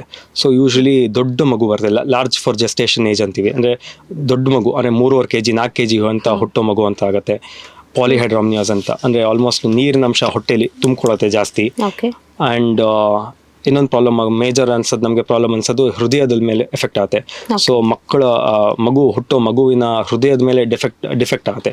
So congenital heart disorders, so ಈ ಥರ ಎಲ್ಲ ಪ್ರಾಬ್ಲಮ್ಸ್ ಆಗುತ್ತೆ. ಆ್ಯಂಡ್ ಹುಟ್ಟಿದ ಮೇಲೆ ಶ್ವಾಸಕೋಶ ಇನ್ನೂ ಡೆವಲಪ್ ಆಗಿರಲ್ಲ. ಸೊ ಅವ್ರಿಗೆ ಮೇ ಬಿ ವೆಂಟಿಲೇಷನ್ ಬೇಕಾಗತ್ತೆ ಅಥವಾ NICU ಅಡ್ಮಿಟ್ ಮಾಡಬೇಕಾಗತ್ತೆ. ಸೊ ಈ ಥರ ಪರಿಸ್ಥಿತಿಗಳಾಗತ್ತೆ. ಸೊ ಅದಕ್ಕೆ ಶುಗರ್ ಕಂಟ್ರೋಲ್ ಮಾಡೋದು ತುಂಬ ಇಂಪಾರ್ಟೆಂಟು. ಓಕೆ. ಆ್ಯಂಡ್ ಆಲ್ಸೋ ಮಗು ಹುಟ್ಟಿದಾಗಲೇ ಕೆಲವೊಂದು ಮಗು ಫಿಸಿಕಲಿ ಹ್ಯಾಂಡಿಕ್ಯಾಪ್ ಆಗಿ ಬರುತ್ತೆ. ಸೊ ಇದಕ್ಕೆ ಮುಖ್ಯ ಕಾರಣಗಳೇನಾಗಿರುತ್ತೆ? ಸೊ ಒಂದು ಕ್ರೋಮೋಸೋಮಲ್ ಡಿಸಾರ್ಡರ್ಸ್ ಅಂತೀವಿ, ಅಂದರೆ ಆನುವಂಶಿಕವಾಗಿ ಬಂದಿರುವಂಥ ಜೆನೆಟಿಕ್ ಕಾಯಿಲೆಗಳಿಂದ ಇರುತ್ತೆ. ಸೊ ಏನಾದ್ರು ಅವ್ರ ಸಂಬಂಧದಲ್ಲೇ ಮದುವೆ ಆಗ್ತಾರೆ ಅಥವಾ ಅವರು ಅವ್ರ ತಂದೆ ತಾಯಿ ಅವ್ರ ಮನೆಯಲ್ಲಿ ಏನೋ ಒಂದು ಪ್ರಾಬ್ಲಮ್ ಇರುತ್ತೆ, ಇನ್ಯಾವುದೋ ಮಗುಗಿರುತ್ತೆ. ಸೊ ಅದು ಗೊತ್ತಿದ್ದು ಕೂಡ ಇವ್ರಿಗೆ ಗೊತ್ತಿರಲ್ಲ, ಬಟ್ ಹಾಗೆ ಮಗು ಮಾಡ್ಕೊಂಡಿರ್ತಾರೆ. ಸೊ ಆ ಥರ ಕ್ರೋಮೋಸೋಮಲ್ ಅಥವಾ ಜೆನೆಟಿಕ್ ಪ್ರಾಬ್ಲಮ್ಸ್ ಇತ್ತು ಅಂದರೆ ಈ ಥರ ಆಗುತ್ತೆ. ಸೆಕೆಂಡ್ ಇನ್ನೊಂದು 2ನೇ ಕಾರಣ ಬಂದು ತಗೊಳ್ಳೋ ಮೆಡಿಸಿನ್ಸಿಂದ. ಸೊ ಕೆಲವು ಸಲ ನಾವು ತಗೊಳ್ಳೋ BP ಮೆಡಿಸಿನ್ಸಿಂದ ಅಥವಾ ನಾವು ತಗೊಳ್ಳೋ ಅಂಥ ಯಾರಿಗೋ ಫಿಟ್ಸ್ ಬಂದಿರುತ್ತೆ, ಸೊ ತಗೊಳ್ಳೋ ಫಿಟ್ಸ್ ಮೆಡಿಸಿನಿಂದ ಅಥವಾ ಇನ್ಯಾವುದೋ ಬೇರೆ ಮೆಡಿಸಿನ್ಸ್ ತೊಗೊತಿರ್ತಾರೆ, ಇನ್ಯಾವುದೋ ಸ್ಕಿನ್ ಪ್ರಾಬ್ಲಮ್ಗೆ ಅಥವಾ ಇನ್ಫೆಕ್ಷನ್ಗೆ ಅಂತ. ಸೊ ಆ ಥರ ಅದಕ್ಕೆ ಯಾವುದೇ ಮೆಡಿಸಿನ್ ತೊಗೋಬೇಕು ಪ್ರೆಗ್ನೆನ್ಸಿಲಿ ತುಂಬ ಹುಷಾರಾಗಿರಬೇಕು, ಕೇಳ್ಕೊಂಡು ತೊಗೋಬೇಕು. ಯಾಕಂದರೆ ಒಂದೊಂದು ತಗೋ ಮೆಡಿಸಿನ್ ಕೂಡ ಮಗುವಿನ ದೇಹದ ಮೇಲೆ ತುಂಬ ಪರಿಣಾಮ ಬೀಳುತ್ತೆ. ಸೊ ಅದು ನೋಡಿಕೊಂಡು. ಆ್ಯಂಡ್ 3ನೇದು ಆಲ್ಕೋಹಾಲಿಂದ ಆಗುತ್ತೆ. ಸೊ ಡೆಫಿನೆಟ್ಲಿ ಪ್ರೆಗ್ನೆನ್ಸಿಲಿ ಆಲ್ಕೋಹಾಲು ಮತ್ತು ಸ್ಮೋಕಿಂಗ್ ಅಂತೂ ಮಾಡಲೇಬಾರ್ದು. ಪ್ಯಾಸಿವ್ ಸ್ಮೋಕಿಂಗ್ ಕೂಡ, ಅಂದರೆ ಯಾರೋ ಪಕ್ಕದಲ್ಲಿ ಸ್ಮೋಕ್ ಮಾಡ್ತೀರ ಹೋಗಿ ನಿಂತ್ಕೊಳ್ಳಬಾರ್ದು, ಅದು ಒಳ್ಳೆಯದಲ್ಲ. ಆ್ಯಂಡ್ 4ನೇದಾಗಿ ರೇಡಿಯೇಷನ್ಸ್. ಸೊ ಆದಷ್ಟು ಎಕ್ಸ್ರೇ ರೂಮ್ಸಿಂದ ದೂರ ಇರಬೇಕು. ಎಕ್ಸ್ರೇ ಅಂತೂ ಮಾಡಿಸ್ಕೊಳ್ಳೇಬಾರ್ದು, ಮತ್ತು CT ಸ್ಕ್ಯಾನು ಈ ಥರ ಸ್ಕ್ಯಾನಿಂಗ್ ಪ್ರೊಸೆಸ್ ನೋಡ್ಕೊಂಡು ಮಾಡಿಸ್ಲೇಬಾರ್ದು. MRI ಅಥವಾ USG ಮಾತ್ರ ಸೇಫು, ಬಟ್ ಅದು ಅಗೇನ್ ವಿತ್ ಡಾಕ್ಟರ್ಸ್ ಕನ್ಸೆಂಟ್ ತೊಗೊಂಡೇ ಮಾಡಿಸ್ಕೋಬೇಕು. ಓಕೆ. ಸೊ ಕನ್ಸೀವ್ ಆದಾಗ ಮಗುವಿನ ಆರೋಗ್ಯ ಮೇಂಟೈನ್ ಮಾಡಬೇಕು ಅಂದರೆ ಅವರೊಂದು ಫುಡ್ ಹ್ಯಾಬಿಟ್ಸ್ ಏನೇನಿರಬೇಕು? ಸೊ ಯೂಶ್ವಲಿ ರೆಗ್ಯುಲರ್ ಮನೇಲಿ ಏನು ತಿಂತೀರ ರೆಗ್ಯುಲರ್ ಫುಡ್ ಹ್ಯಾಬಿಟ್ಸ್ ಕಂಟಿನ್ಯೂ ಮಾಡ್ಕೋಬೋದು. ಒನ್ ಇಸ್ ಹೆಲ್ತಿ, ಈ ಜಂಕ್ ಐಟಮ್ಸ್ನ ಆದಷ್ಟು ಸ್ಟಾಪ್ ಮಾಡ್ಕೋಬೇಕು. For especially excess of maida, sugary ಏನೋ ಎಂಥ ತುಂಬ ಸಕ್ಕರೆ ಇರುವಂಥ ಪದಾರ್ಥಗಳು and fried items or masala items ಈ ಥರ ಫಸ್ಟ್ ಆಫ್ ಆಲ್ Preservatives. ಹೌದು ಪ್ರಿಸರ್ವೇಟಿವ್ಸ್ ಆ್ಯಡ್ ಆಗಿರೋದು. ಎಸ್ಪೆಷಲಿ ಫಸ್ಟ್ ಟ್ರೈಮಿಸ್ಟರ್ಲಿ ತುಂಬ ಅವ್ರಿಗೆ ಪಾಪ ಇದಾಗ್ತಾ ಇರುತ್ತೆ, ನಾಸಿಯಾ ಇರುತ್ತೆ, ಅಂದರೆ ತುಂಬ ವಾಮಿಟಿಂಗ್ ಸೆನ್ಸೇಷನ್ಸ್ ಎಲ್ಲ ತುಂಬ ಇರುತ್ತೆ. ಅದ್ರ ಮೇಲೆ ಈ ಥರ ಆಹಾರ ಪದ್ಧತಿಗಳು ಮಾಡಿದ್ರೆ ತುಂಬ ಜಾಸ್ತಿ ಬೇಗ ವಾಮಿಟಿಂಗ್ ಆಗೋ ಚಾನ್ಸಸ್ ಇರುತ್ತೆ. ಸೊ ಅದನ್ನ ನೋಡ್ಕೊಂಡು ಮಾಡಬೇಕು. ಆದಷ್ಟು natural food, fresh fruits and vegetables ತಿನ್ಕೊಂಡು ಲೈಫ್ ಸ್ಟೈಲ್ ಚೆನ್ನಾಗಿ ಇಟ್ಕೊಂತು ಅಂದರೆ ನಾಟ್ ಅ ಗುಡ್ ಆಪ್ಷನ್ ಅಷ್ಟೇ. ಓಕೆ ಸರ್, ಇನ್ನು ಜಸ್ಟ್ ಬೋರ್ನ್ ಬೇಬೀಸ್ ಬಗ್ಗೆ ಮಾತಾಡೋದಾದರೆ, ಈಗ ಒಂದು ಮಗುವಿನ ಜನನ ಆಗುತ್ತೆ. ಸೊ ಜನನ ಆದಾಗ ಪೇರೆಂಟ್ಸ್ ಆಗಿರ್ಬೋದು ಅಥವಾ ಡಾಕ್ಟರ್ಸ್ ಆಗಿರ್ಬೋದು, ಸೊ ಫಸ್ಟ್ ಪ್ರಿಕಾಷನ್ ಏನಾಗಿರಬೇಕು? ಸೊ ಮಗು ಹುಟ್ಟಿದ ಮೇಲೆ ನಾವು ಯೂಶ್ವಲಿ ಹೇಳೋದು ಅಂದರೆ ಹೊಕ್ಕಳು ಬಳ್ಳಿ ಅಂತವಲ್ಲ, ಅದು ಯೂಶ್ವಲಿ ಬೀಳೋದು 5 ರಿಂದ 7 ದಿನ ಆದಮೇಲೆ ಬೀಳತ್ತೆ. ಸೊ ಪ್ರಿಫರಬಲಿ ಅದು ಬೀಳೋ ತನಕ ನಾವು ಸ್ನಾನ ಮಾಡಿಸ್ಬಾರ್ದು ಅಂತೀವಿ, ಯಾಕಂದರೆ ಇನ್ಫೆಕ್ಷನ್ ಆಗೋ ಚಾನ್ಸಸ್ ಇರುತ್ತೆ. Okay. So first 5 days or 7 days maybe ಬಟ್ಟೆನೇ ಬಿಸಿನೀರಲ್ಲಿ ಅದ್ಬಿಟ್ಟು ಒರೆಸಿದ್ರು ಸಾಕು ಮಕ್ಕಳಿಗೆ. ಓಕೆ. ಸೊ ಒಂದ್ಸಲ ಅದು ಬಿದ್ದ ಮೇಲೆ ಡೆಫಿನೆಟ್ಲಿ ಸ್ನಾನ ಮಾಡಿಸ್ಬೋದು. ಸ್ನಾನ ಮಾಡಿಸುವಾಗಲೂ ತುಂಬ ಬಿಸಿ ಇರಬಾರ್ದು, ತುಂಬ ತಣ್ಣಗೂ ಇರಬಾರ್ದು, ಅಂದರೆ ಉಗುರು ಬೆಚ್ಚಿರುವಂಥ ನೀರು better. And use best option ಅಂದರೆ ನಾನು ಕೇಳೋ ಫೀಲ್ ಅಂದರೆ ಇದು ಎಣ್ಣೆ ಯೂಸ್ ಮಾಡ್ತೀರಾ ಅಂದರೆ ಕೆಲವು ಜನ ಮಸಾಜ್ ಎಲ್ಲ ಮಾಡ್ತಾರೆ. ಹೌದು. ಸೊ ಪ್ರಿಫರಬಲಿ ಯಾವುದು ಹೊಸ ಥರ ಎಕ್ಸ್ಪೆರಿಮೆಂಟ್ ಮಾಡೋ ಎಣ್ಣೆಗಳು ಯಾವುದು ಬೇಡ. ಸೊ ಸಿಂಪಲ್ ನಮ್ಮದು ಕೊಬ್ಬರಿ ಎಣ್ಣೆ ಬೆಸ್ಟ್ ಮಕ್ಕಳಿಗೆ. ಸೊ ಆರಾಮಾಗಿ ಸ್ಕಿನ್ಗೂ ಸೇಫ್ ಅದು. ಸೊ ಆರಾಮಾಗಿ ಅದನ್ನು ಹಚ್ಬಿಟ್ಟು 1 ರಿಂದ 2 ಗಂಟೆ ಬಿಟ್ಬಿಟ್ಟು ಸ್ನಾನ ಮಾಡಿಸಿದ್ರೆ ಒಳ್ಳೆಯದು. ಓಕೆ. ಆ್ಯಂಡ್ ಅದಾದ ನಂತರ ಈಗ ಇಷ್ಟೆಲ್ಲ ಮಾಡಿದ್ಮೇಲೆ ಈಗ ತಾಯಿ ಹಾಲು ಕೊಡಬೇಕಾಗತ್ತೆ ಮಗುಗೆ. ಸೊ ಎಷ್ಟು ಅವರ್ಸ್ ಆದಮೇಲೆ ಫೀಡಿಂಗ್ ಮಾಡಿಸ್ಬೇಕು? ಡೆಲಿವರಿ ಆದಮೇಲೆ ನಾವು ಇವಾಗಿರೋ ಹೇಳ್ತೀವಿ ಅಂದರೆ ನಾರ್ಮಲ್ ಡೆಲಿವರಿ ಆಯಿತು ಅಂದರೆ ಇಮಿಡಿಯೇಟ್ಲಿ ನೀವು ವೆಯ್ಟಿಂಗೇ ಇಲ್ಲ. So skin to skin contact ಅಂತೀವಿ. ಸೊ ಡೆಲಿವರಿ ಆಗ್ತಾ ಇರೋಂಗೆ ಅಂಬಲಿಕಲ್ ಕಾರ್ಡ್ ಕಟ್ ಮಾಡ್ತಾ ಇರೋಂಗೆ ಮಗುನ ಹೊಟ್ಟೆ ಕ್ಲೀನ್ ಮಾಡಿಬಿಟ್ಟು ಹೊಟ್ಟೆ ಮೇಲೆ ಹಾಕ್ಬಿಡ್ತೀವಿ. ಸೊ ಮಗು ಆರಾಮಾಗಿದೆ ಅಂದರೆ ಸೊ ಡೈರೆಕ್ಟ್ ತಾಯಿ ಹೊಟ್ಟೆ ಮೇಲೆ ಹಾಕಿ ನಿಧಾನಕ್ಕೆ ಅದನ್ನು ಬ್ರೆಸ್ಟ್ ಹತ್ರ ಕರ್ಕೊಂಡೋಗಿ ಇಮಿಡಿಯೇಟ್ ಆನ್ ಲೇಬರ್ ಟೇಬಲ್ ಮೇಲೆ ಫೀಡಿಂಗ್ ಸ್ಟಾರ್ಟ್ ಮಾಡ್ಬೋದು ಅಂತ ಹೇಳ್ತೀವಿ. ಇನ್ ಕೇಸ್ ಮಗುಗೆ ಏನಾದ್ರು ಪ್ರಾಬ್ಲಮ್ ಇತ್ತು ಅಂದರೆ ಅದು ಬೇರೆ ಥರ, ಅವಾಗ ಸ್ವಲ್ಪ ಡಿಲೇ ಆಗುತ್ತೆ. ಬಟ್ ಅದರ್ವೈಸ್ ಮಗು ಹೆಲ್ತಿ ಆಗಿತ್ತು ಅಂದರೆ ಇಮಿಡಿಯೇಟ್ ಬ್ರೆಸ್ಟ್ ಫೀಡಿಂಗ್, ಅದರಲ್ಲೇನು ಸ್ಟಾಪೇ ಇಲ್ಲ. ಸಿಸೇರಿಯನಲ್ಲಿ ಒಂದೇ ಒಂದು ಪ್ರಾಬ್ಲಮ್ ಅಂದರೆ ಸ್ವಲ್ಪ ಅನಸ್ತೀಶಿಯಾ ಎಫೆಕ್ಟ್ಸ್ ಇರುತ್ತೆ, ಸ್ವಲ್ಪ ಪೇಯ್ನ್ ಇರುತ್ತೆ. ಸೊ ಒಂದ್ಸಲ ಮಗು ತಾಯಿ OT-ಯಿಂದ ಶಿಫ್ಟ್ ಆಗಿ ಸ್ವಲ್ಪ ಸ್ಟೆಬಿಲೈಸ್ ಆಗೋ ತನಕ ಒಂದು 20 ನಿಮಿಷ ಅಥವಾ ಅರ್ಧ ಗಂಟೆ ಟೈಮ್ ಕೊಟ್ಟು ಬೇಕಾದ್ರೆ ಬ್ರೆಸ್ಟ್ ಫೀಡಿಂಗ್ ಸ್ಟಾರ್ಟ್ ಮಾಡ್ಕೋಬೋದು. ಬಟ್ ಒಂದಂತೂ ಹೇಳಬೇಕು, ಪ್ರೀಲ್ಯಾಕ್ಟಿಲ್ ಫೀಡ್ಸ್ ಅಂತೀವಿ. ಕೆಲವ್ರ ಮನೆಯಲ್ಲಿ ಇರುತ್ತೆ, ಸಕ್ಕರೆ ನೀರು ಹುಟ್ಟಿದ ತಕ್ಷಣ ಫಸ್ಟ್ ಸಕ್ಕರೆ ನೀರು ಕೊಡಬೇಕು, ಫಸ್ಟ್ ಜೇನುತುಪ್ಪ ಹಚ್ಚಬೇಕು ಅಂತ ಎಲ್ಲ ಇರುತ್ತೆ. ದಯವಿಟ್ಟು ಅದು ಮಾಡಬಾರ್ದು. ಬಿಕಾಸ್ ತಾಯಿ ಹಾಲು best. And first 1 or 2 days ಕೊಲೆಸ್ಟ್ರೋಮ್ ಅಂತ ಬರುತ್ತೆ. ಸೊ ಗಿಂಡ್ ಹಾಲು ಅಂತೀವಿ, ಈ ಹಸುಗಳಲ್ಲಿ ಬರುತ್ತಲ್ಲ ಹಾಗೆ. ಸೊ ತಾಯಿಯಲ್ಲೂ ಫಸ್ಟ್ 2 days ಕೊಲೆಸ್ಟ್ರೋಮ್ ಅಂತ ಬರುತ್ತೆ. ಸೊ ಅದರಲ್ಲಿ ಆಂಟಿಬಯೋಟಿಕ್ ಪ್ರಾಪರ್ಟೀಸು, ಈ ಇಮ್ಯುನೋಗ್ಲೋಬುಲಿನ್ಸ್ ಎಲ್ಲ ತುಂಬ ಹೈ ಇರುತ್ತೆ. ಸೊ ಮಗುಗೆ ಬೇಕಾದ ಆ ಫಸ್ಟ್ ಆಲ್ಮೋಸ್ಟ್ 6 monthsಗೆ ಏನೇನು ಇಮ್ಯುನಿಟಿ ಬೇಕೋ ಆ 2-3 days ಸಿಕ್ಬಿಡುತ್ತೆ. ಸೊ ಒಳ್ಳೆ ಅದು ತುಂಬ ಕಮ್ಮಿ ಬರುತ್ತೆ, ಮೇ ಬಿ ಡ್ರಾಪ್ ಬರುತ್ತೆ. ಅದನ್ನೇ ಹೇಳ್ತಾರೆ, ದೊಡ್ಡವ್ರು ಹೇಳ್ತಾರೆ, ಇಲ್ಲ ಮಗು ಸಾಕಾಗ್ತಿಲ್ಲ ಅಂತಾರೆ ಹಾಲು. ಬಟ್ ಆ ಮಗುಗೆ ಫಸ್ಟ್ ಡೇ ಸೆಕೆಂಡ್ ಡೇ ಆ ಡ್ರಾಪ್ಸ್ ಬರೋದು ಅದೇನು ಸ್ವಲ್ಪ ಬರುತ್ತೆ, ಅಷ್ಟೇ ಸಾಕು ಹೊಟ್ಟೆಗೆ. ಅದ್ರ ಹೊಟ್ಟೆ ತುಂಬ ಚಿಕ್ಕದಾಗಿರುತ್ತೆ. ಸೊ ಅಷ್ಟೇ ಸಾಕು, ಬಟ್ ಎಷ್ಟು ಬಂದರೂ ಪರವಾಗಿಲ್ಲ, ಅದನ್ನೇ ಕುಡಿಸ್ಬೇಕು. ಓಕೆ. ಅಂದರೆ ಹೇಗೆ ಅರ್ಥ ಮಾಡ್ಕೊಳ್ಳೋದು ಸರ್? ಈಗ ನ್ಯೂ ಪೇರೆಂಟ್ಸ್ಗೆ ಗೊತ್ತಾಗಲ್ಲ ನಾವು ಮಗುಗೆ ಎಷ್ಟು ಫೀಡ್ ಮಾಡಬೇಕು ಅಂತ. ಸೊ ಹೇಗೆ ಗೊತ್ತಾಗುತ್ತೆ ಇದು ಕರೆಕ್ಟಾಗಿ ನಾವು ಫೀಡ್ ಮಾಡ್ತಾ ಇದೀವಿ ಅಥವಾ ಓವರ್ ಫೀಡಿಂಗ್ ಆಗ್ತಾ ಇದೆಯಾ ಅಂತ? ಸೊ 2 ಕಾನ್ಸೆಪ್ಟ್ ಇರುತ್ತೆ. ಮೊದಲು ಅಂತಿದ್ವಿ ಎವ್ರಿ 2 hourly ಒಂದ್ಸಲ ಫೀಡ್ ಮಾಡ್ತಾ ಇರಿ, 2 ಗಂಟೆಗೆ ಒಂದೊಂದ್ಸಲ ಮಾಡಿ ಅಂತ. ಬಟ್ ಇವಾಗ ಹೇಳೋದು ಆನ್ ಡಿಮ್ಯಾಂಡ್ ಫೀಡಿಂಗ್ ಅಂತೀವಿ. ಸೊ ಆನ್ ಡಿಮ್ಯಾಂಡ್ ಫೀಡಿಂಗ್ ಅಂದ್ರೆ ಮಗು ಕೇಳಿದಾಗ ನೀವು ಫೀಡ್ ಮಾಡಬೇಕು, ನೀವೇ ಎಪ್ಸ್ಬೇಡಿ ಅಂತ. So usually first 1 week or 2 weeks ಸ್ವಲ್ಪ ಕಷ್ಟ ಆಗುತ್ತೆ. ಅಂದ್ರೆ ತಂದೆ ತಾಯಿಗಳಿಗೂ ಹೊಸೊಬ್ರು ಅವ್ರಿಗೂ ಗೊತ್ತಾಗ್ತಿರಲ್ಲ, ಮಗುಗೂ ಅದೇ ಅನಿಸ್ತಾ ಇರುತ್ತೆ. ಸೊ ಫಸ್ಟ್ 2 weeks ಯೂಶ್ವಲಿ ನಾವು ಹೇಳೋದು 2 to 3 hours ಗ್ಯಾಪ್ ಕೊಡಿಬೇಕಾದ್ರೆ. ಬಟ್ 3.5 hours ಮೇಲೆ ಕ್ರಾಸ್ ಆಯ್ತು ಅಂದ್ರೆ ಮಗು ಮಲ್ಕೊಂಡಿದ್ರೆ ಎಪ್ಸ್ಬಿಟ್ಟು ಕುಡಿಸಿ ಅಂತ ಹೇಳ್ತೀವಿ. ಇಲ್ಲಾಂದ್ರೆ ಲೆಸ್ ದೆನ್ 3.5 hours ನೀವೇನು ಎಪ್ಸ್ಬೇಕಾಗಿಲ್ಲ, ಮಲ್ಕೊಳ್ಳಿ ಮಗು ಅಂತ ಬಿಡ್ತೀವಿ. ಸೊ ಯಾವಾಗ ಗೊತ್ತಾಗುತ್ತೆ ಹಂಗರ್ ಕ್ಯೂಸ್ ಏನು ಅಂದ್ರೆ ಮಗು ಫಸ್ಟ್ ಕಣ್ ತೆಗೆದು ನೋಡುತ್ತೆ ಎಲ್ಲ ಕಡೆ. ಸೊ ಅವಾಗೇನು ಬೇಕಾಗಿಲ್ಲ ಕುಡ್ಸೋದು. ನೆಕ್ಸ್ಟ್ ನಿಧಾನ ಕೈಕಾಲೆಲ್ಲ ಅಲ್ಲಾಡ್ಸಕ್ ಸ್ಟಾರ್ಟ್ ಮಾಡುತ್ತೆ. ಸೊ ಅವಾಗ ಓಕೆ ಎದ್ದೇಳ್ತಾ ಇದೆ, ಆಕ್ಟಿವ್ ಸ್ಟೇಜ್ ಆಗ್ತಾ ಇದೆ ಅಂತ. ನೆಕ್ಸ್ಟ್ 3rd ಸ್ಟೇಜಲ್ಲಿ ಸ್ವಲ್ಪ ಸೌಂಡ್ಸ್ ಮಾಡಕ್ ಸ್ಟಾರ್ಟ್ ಮಾಡುತ್ತೆ. ಸೊ ಅವಾಗ ಕುಡಿಸ್ಬೇಕು ಅಂತ. ನೆಕ್ಸ್ಟ್ ಅವಾಗ ನಾವು ಅದು ಮಿಸ್ ಮಾಡ್ತೀವಿ ಅಂದ್ರೆ ನೆಕ್ಸ್ಟ್ ಮಗು ಹತ್ಬಿಡತ್ತೆ. ಸೊ ಯಾವಾಗ ನಾವು ಇವಾಗ ಕುಡಿಸ್ತಾ ಇರೋದು ಸಾಕಾಗ್ತಿದೆಯಾ ಇಲ್ವಾ ಅಂತ ಹೆಂಗೆ ಗೊತ್ತಾಗುತ್ತೆ ಅಂದರೆ, ಒಂದು ಆಬ್ಜೆಕ್ಟಿವ್ ಸಬ್ಜೆಕ್ಟಿವ್ ಥರ ಇರುತ್ತೆ. ಸೊ ಸಬ್ಜೆಕ್ಟಿವ್ ಅಂದರೆ ತಾಯಿಗೆ ಹೆಂಗೆ ಗೊತ್ತಾಗುತ್ತೆ ಅಂತ, ಒಂದು ದಿನಕ್ಕೆ ಅಟ್ಲೀಸ್ಟ್ 4 ರಿಂದ 5 ಸಲ ಇದು ಏನೋ ಯೂರಿನ್ ಪಾಸ್ ಮಾಡಬೇಕು. ಚೆನ್ನಾಗಿ 3-4 ಗಂಟೆಗೆ ಒಂದ್ಸಲ ಯೂರಿನ್ ಪಾಸ್ ಮಾಡ್ತಾ ಇರ್ಬೇಕು. ಸೊ ಅದು ಲಂಗೋಟ್ ನೋಡಿದ್ರೆ ಗೊತ್ತಾಗ್ಬಿಡುತ್ತೆ ತಾಯಿಗೆ. 2-3 ದಿನ ಅಟ್ಲೀಸ್ಟ್ ಇದು ಸ್ಟೂಲ್ ಪಾಸ್ ಮಾಡಬೇಕು ಚೆನ್ನಾಗಿ. ಆಮೇಲೆ ಆಕ್ಟಿವಿಟಿ ಅಂದರೆ ಮಗು ಕಣ್ ತೆಗೆದು ನೋಡ್ತಾ ಇರಬೇಕು, ಆಟ ಆಡಬೇಕು, ಕೈಕಾಲು ಅಲಾಡಿಸ್ತಾ ಇರಬೇಕು. ಸೊ ಅದು ನಾರ್ಮಲ್ಲು. ಆ್ಯಂಡ್ ಅದಲ್ಲದೆ ವೆಯ್ಟ್ ಗೇನು. ಸೊ ಹಾಸ್ಪಿಟಲ್ ಇರುವಾಗ ನಾವು ಚೆಕ್ ಮಾಡ್ತಿರ್ತೀವಿ. ಸೊ ದಿನಕ್ಕೂ ವೆಯ್ಟ್ ಗೇನ್ ಆಗ್ತಾ ಇರುತ್ತೆ. ಸೊ ಫಸ್ಟ್ ಫ್ಯೂ ಡೇಸ್ ಸ್ವಲ್ಪ ವೆಯ್ಟ್ ಲಾಸ್ ಆಗುತ್ತೆ, ಬಟ್ ಸ್ಟಿಲ್ ಆಮೇಲೆ ವೆಯ್ಟ್ ಗೇನ್ ಆಗಿ ಸ್ಟಾರ್ಟ್ ಆಗುತ್ತೆ. ಸೊ ದೀಸ್ ಆರ್ ಆಲ್ ಇದೆಲ್ಲ ಚೆನ್ನಾಗಾಯ್ತು ಅಂದರೆ ದೆನ್ ಆ್ಯಂಡ್ ಹಾಲು ಕುಡಿಸಿದ್ಮೇಲೆ ಅಟ್ಲೀಸ್ಟ್ ಒಂದು 2 hours ಮಲ್ಕೋಬೇಕು ಮಗು. ಹಾಲು ಕುಡಿಸಿದ ತಕ್ಷಣ 10 ನಿಮಿಷಕ್ಕೆ ಎದ್ದೇಳ್ತಾ ಇದೆ, ಏನೋ 15-20 ನಿಮಿಷಕ್ಕೆ ಅಳಕ್ಕೆ ಸ್ಟಾರ್ಟ್ ಮಾಡ್ತೀವಿ, that means something is wrong. ಅಂದರೆ ನೀವು ಕುಡಿಸ್ತಾ ಇರೋದು ಪ್ರಮಾಣ ಸರಿ ಇಲ್ಲ ಅಥವಾ ಕರೆಕ್ಟಾಗಿ ಕುಡಿಸ್ತಿಲ್ಲ ಅಂತ.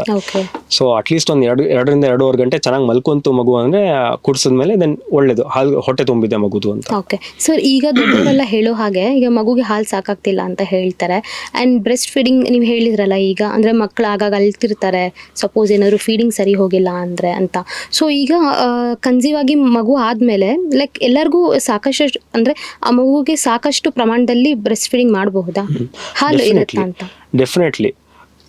ದೇವ್ರು ಹೆಂಗ್ ಮಾಡಿದಾನೆ ಅಂದ್ರೆ ನಿಮ್ಗೆ ಯಾವ ತರ ಮಗು ಹುಡ್ತಾನೋ ಆ ತರ ಹಾಲು ಪ್ರೊಡ್ಯೂಸ್ ಮಾಡುತ್ತೆ. ಫಾರ್ ಎಕ್ಸಾಂಪಲ್ ಪ್ರೀಟರ್ಮ್ ಮಗು ಹೊಡ್ತೀವಿ ಅನ್ಕೊಳ್ಳಿ, may be 28, 30 week, 32 week. So ಆ ಮಗುಗೆ ಡಿಫ್ರೆಂಟ್ ಆಗಿರುವಂತ ಬ್ರೆಸ್ಟ್ ಮಿಲ್ಕ್ ಪ್ರೊಡ್ಯೂಸ್ ಆಗುತ್ತೆ. ಸೊ 40 ವೀಕ್ ಹುಟ್ಟಿದ್ರೆ, ನಾರ್ಮಲ್ ಟರ್ಮ್ ಅಲ್ಲಿ ಹುಟ್ಟಿದ್ರೆ ಅದಕ್ಕೆ ಬೇರೆ ತರ ಹಾಲು ಪ್ರೊಡ್ಯೂಸ್ ಆಗುತ್ತೆ. ಅಂಡ್ ಹಾಲಲ್ಲೂ 2 ತರ ಪ್ರಮಾಣ ಬರುತ್ತೆ. ಒಂದು 4 ಮಿಲ್ಕ್ ಅಂತ ಬರುತ್ತೆ, ಒಂದು ಹೈಂಡ್ ಮಿಲ್ಕ್ ಅಂತ ಬರುತ್ತೆ. ಅಂದ್ರೆ ಸ್ಟಾರ್ಟಿಂಗ್ ಬರೋ ಹಾಲು ಸ್ವಲ್ಪ ನೀರಿನ ಅಂಶ ಇರುತ್ತೆ. ಸೊ ಫಸ್ಟ್ ಮಗುದು ಬಾಯಾರಿಕೆ ತೀರಬೇಕು, ಹಸಿವಿ ಕಮ್ಮಿ ಆಗ್ಬೇಕು, ಅದ್ ಮೋಸ್ಟ್ ಇಂಪಾರ್ಟೆಂಟ್. ಸೊ ಅದು ಹೊಟ್ಟೆ ತುಂಬ್ತಾ ಇರೋಂಗೆ ಹೈಂಡ್ ಮಿಲ್ಕ್ ಅಂತ ಬರುತ್ತೆ. ಅದ್ರಲ್ಲಿ ಜಾಸ್ತಿ ಫ್ಯಾಟ್ ಅಂಶ ಇರುತ್ತೆ ಮತ್ತೆ ಪ್ರೋಟೀನ್ ಅಂಶ ಇರುತ್ತೆ.